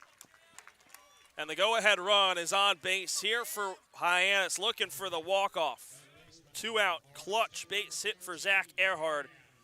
Brings up Cam Smith.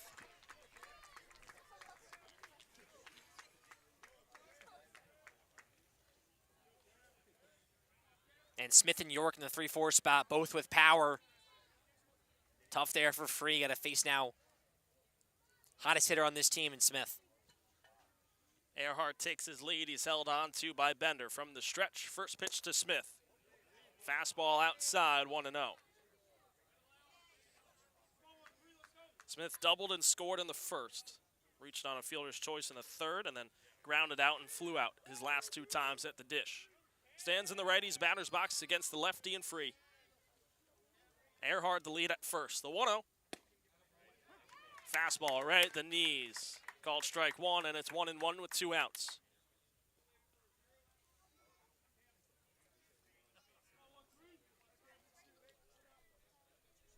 Earhart 4 for 4 with stolen bases so far this season. If they elect to move him a little further. The 1-1. Another fastball. This is just low beneath the knees of Smith. 2-1. 2 really good spots there from Free. That one just missing low. That's been the strike zone for Kane. He's very consistent on those low pitches.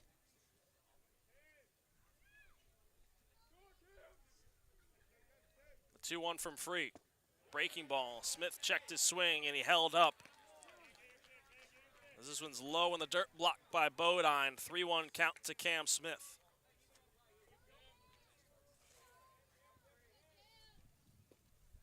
The hot hitter in Zach York sits on deck. 3-1. Smith drives this one into center field. Charging in is Harrelson. He's in there and he'll make the catch. Harrelson hustling in and he's able to come up with a big third out for Bourne. We're heading to extras once again between Hyannis and Bourne. Tied at 3 on the Bourne Braves Broadcast Network.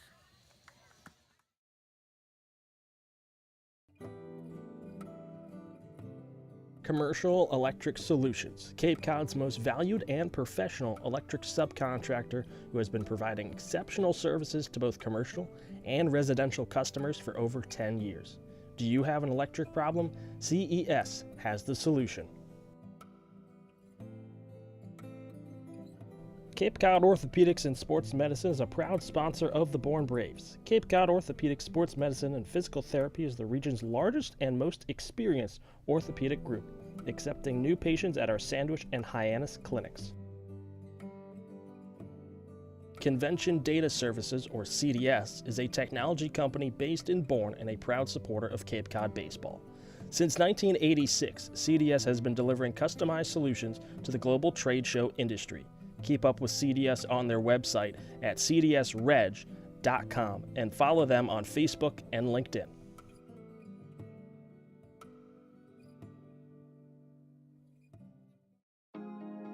Marty Chevrolet, your dealer for the people, proudly supports the Bourne Braves baseball team. See all our cars and trucks at martychevrolet.com and go Braves.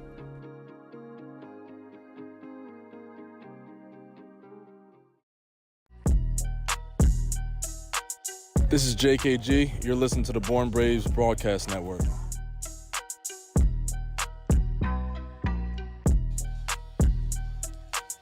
We're into the 10th here under the lights at McKeon Park. Bourne has battled all the way back with runs in the 8th and then in the 9th as we head to the 10th. Matt Scalzo, Cam Manna, it's been another good one between Bourne and Hyannis. And we're not done yet. For the second time this season between these two, we're heading to extra innings. Last time was the last meeting at Doran Park. A walk-off walk for Garrett Michelle.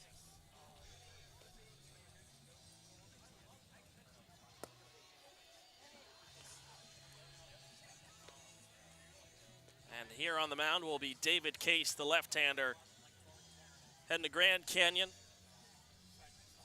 making his second appearance on the summer.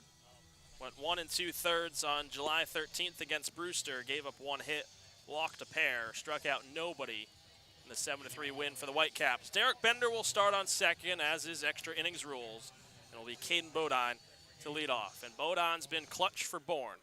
A couple of RBIs for him, including an RBI single in the 8th that drove in Bender. Cam, we've seen Bourne go small ball, but do you expect them to let Bender just swing away here? I think they let Bodine swing here, and Bender has that speed off the base as well, but if you're Bodine, he's hitting so well, they're going to take the bat out of his hands. First pitch, it's a fastball low, and it's 1-0.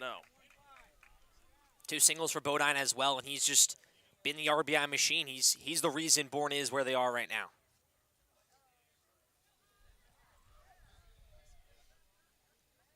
The 1-0, ground ball fouled off Bodine's leg, and it's 1-1. Bender was dancing around over at second ahead of that pitch.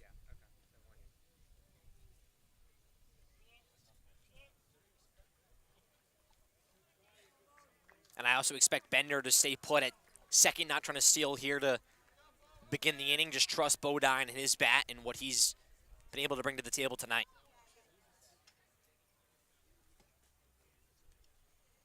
The 1-1. Breaking ball loops back into the zone. It's 1-2 to Bodine. Kendall Diggs and Josh Kuroda groundward to follow here in the 10th. Bourne looking to snap its 2-game losing streak. They've had the late heroics. 1-2. Bodine chops at it, and it will roll foul down the third base line. We'll go again on another 1-2 here to begin the 10th. And that shows the making of a good at-bat there for Bodine, just battling off, wasting that off-speed pitch in the outer half. We saw that in the 9th for the Bravos, a great at-bat from Harrelson to walk and stay alive. And we're seeing it here from Bodine. Another 1-2. Bodine rips it into left field. That'll drop in. Bender gets the green light, turning and burning on his way home. The relay throw is on a strike to Bodine. What a throw from Nick Mitchell.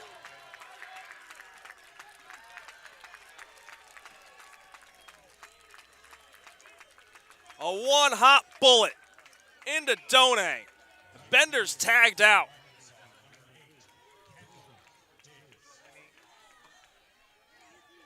Tough one there for the Bravos. Bodine gives you the hit, and it's that risk it for the biscuit call from Topoleski at third.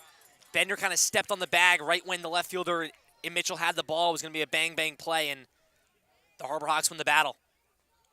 Bodine leads off first. First pitch to Diggs. It's a breaking ball. It catches the bottom of the zone, and it's 0-1. And just a perfect throw was going to get out Bender there. As pinch runner here for Bodine, it's going to be Sam Peterson. But a perfect throw would have to get you there from Bender. He was out by a good amount, but from where Mitchell was in left field, John Topoleski's going to do that same exact thing if the moment happened again. The lefty in Case sets against the lefty in Diggs. 0-1, fastball low and away, and it's 1-1. Peterson with that speed on the base paths. So far this season, Peterson 10 for 4 with stolen bases, or 10 for 14 rather. 1-1 count to the lefty in Diggs. Snap throw over to first. Peterson back safely, standing up. And Hugh Pinckney will be putting the catcher's gear on, so when we get to the bottom of the 10th, he'll be the new catcher replacing Bodine.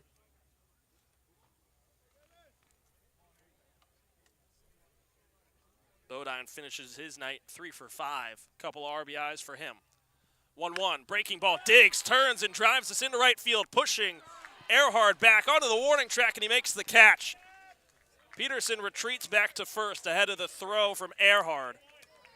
And it's a big second out. That breaking ball left up in the zone. Diggs turned on it. Did not get enough of it. And went straight at Earhart. Diggs a hard hit ball. Just an off-speed pitch, as Matt mentioned. 75 on the speed, 93 off the bat. Was right at the right fielder. Peterson off first. JKG steps in the box. First pitch fastball. Finds the inside corner, 0-1. If the inning extends, New Contrades will be the batter up for Bourne.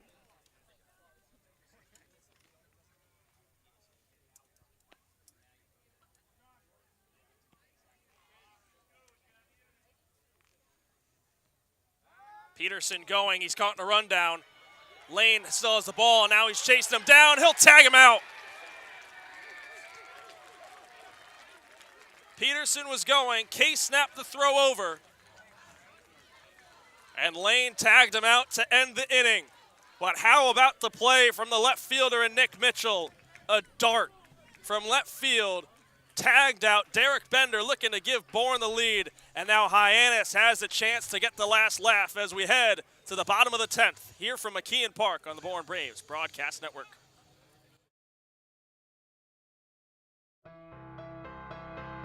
The Bourne Braves organization is looking for families willing to host 1 or 2 players for the Cape League season.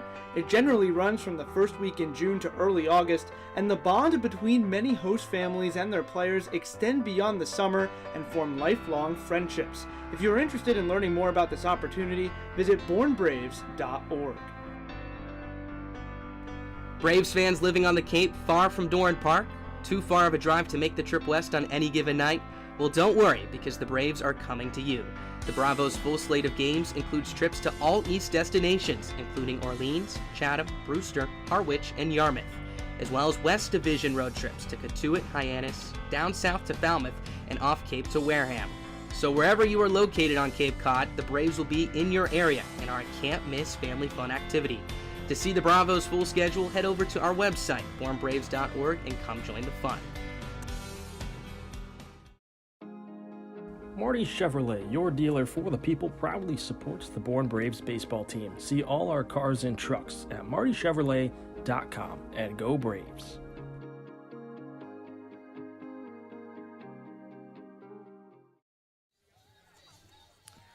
Bottom of the 10th here from McKeon Park. Hyannis held the Bourne bats quiet despite Caden Bodine's single. Derek Bender was thrown out on a perfect throw from Nick Mitchell out of left field. A strike to Brody Done, and tagged out was Derek Bender trying to give Bourne the lead. And now here in the bottom of the 10th, it'll be Zach York to lead off. Cam Smith will start on second base, working against the left-hander in Ryan Free.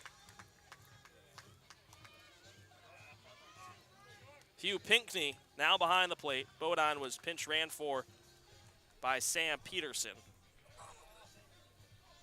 He was caught out trying to steal second. David Case with a nice pickoff move on the mound.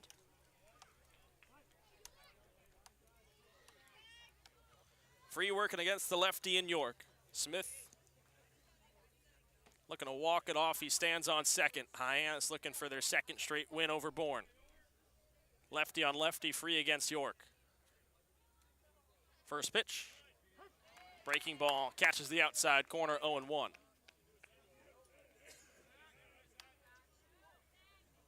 Same exact position for Hyannis as well. Their 3-hitter on second, their 4-hitter in the box. What Bourne had in the top of the 10th.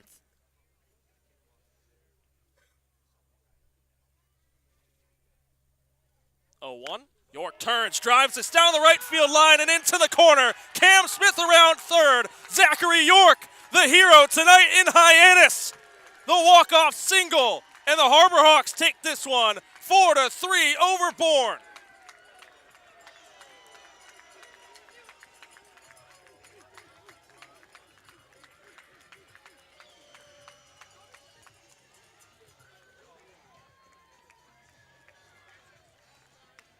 York got the pitch he wanted, that inside fastball, and drove it, and just tough one for Bourne once again.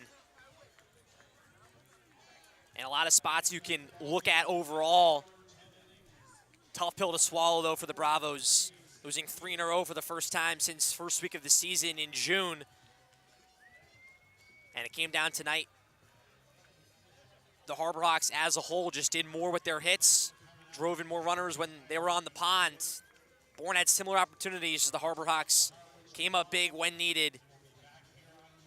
Tough one here from McKeon Park. Zach York, in just his 2 games up against Bourne, has been a thorn in their side. A couple of RBI singles for him, a run scored in the 6th, and he comes up clutch late in the game. Nick Mitchell, huge defensively and left in the top of the 10th, throwing out Derek Bender, looking to give Bourne the lead. And now Bourne has to settle back in. They have Wareham tomorrow at home, but the weather forecast, Cam, it doesn't look too great. Yeah, it does not look too great, and that's kind of why Bourne brought in Weicker to pitch after Ryan Fisher. Weicker was talked about to maybe be the starter tomorrow against the Gatemen, so Bourne kind of went all in on this one and, you know, kind of put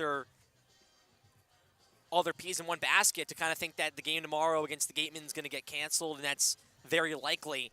But you talk about Weicker, you talk about Fisher and Free. The pitching for once again for Bourne in back-to-back games, even the loss last night at Orleans, the arms were there for the Bravos, gave him chances to win. 4 runs as a whole for a pitching staff apiece in your last 2 games, 8 overall. Just the bats were not there, not doing enough to win baseball games, and that's been the story for the Bravos in the last 2. And 3 in a row, not the time you want to lose 3 in a row, especially against this Harbor Hawks team where you were desperate for a win against. Hyannis stretches its lead to 2 games now for second place. Falmouth up 10-6 over Chatham in the top of the 8th there at Gov Fuller Field. They're looking to close the gap to Bourne here for that 3rd spot. And Katuitt picked up another win. They're running away with first place. Cam, you touched on it. It really is, it's not the pitching, but maybe just the timely hitting for Bourne. It was there a little bit more tonight, but still some opportunities missed. Yeah, the timely hitting was there when it absolutely had to be. You look at the 9th inning, they had to tie up that game. And, you know, in the 10th, the Bodine hit. It was kind of when it came down to, okay, this is your last chance for an opportunity to score. Bourne picked up those hits, but it's early on in the game when you strand 3 runners in the 3rd inning. And, you know, those all kind of pile back up as this game goes on, the missed opportunities. And Hyannis just had the same amount. They just kind of struck 1 or 2 more times in the Bravos to win the game. So overall, for your bats that have struggled in the last 3, I think the day off tomorrow could be good for the Bravos to kind of just wash one out, get kind of back on your high horse to start the new week as, you know, we come into the back half of July. But the bats right now for Bourne not there. The bright spot, though, is the pitching, and especially when the pitching as a whole for the Bravos, man, we talked about their depth and having to bring new guys in. We saw Taubensee, we saw Lavelle as well. Those guys doing well out of the bullpen. So there is that bright spot, but the bats overall right now not there for the Bravos, and an off day could be beneficial for this team. Well, if Bourne doesn't play tomorrow, they'll be back in action Monday at Lowell Park, taking on the red-hot Katuitt Kettleers, who have now won 8 games in a row and sit atop the West standings. That'll do it for tonight's broadcast here from Hyannis. Special thanks to our producer, Ryan Bridges, and our sideline reporter, Alan Navarrete, along with beat reporter Mojo Hill with us before the Bravos. Alongside Cam Manna, I'm Matt Scalzo saying so long from Hyannis. It's a 4-3 Harbor Hawks win. Zachary York, the walk-off hero.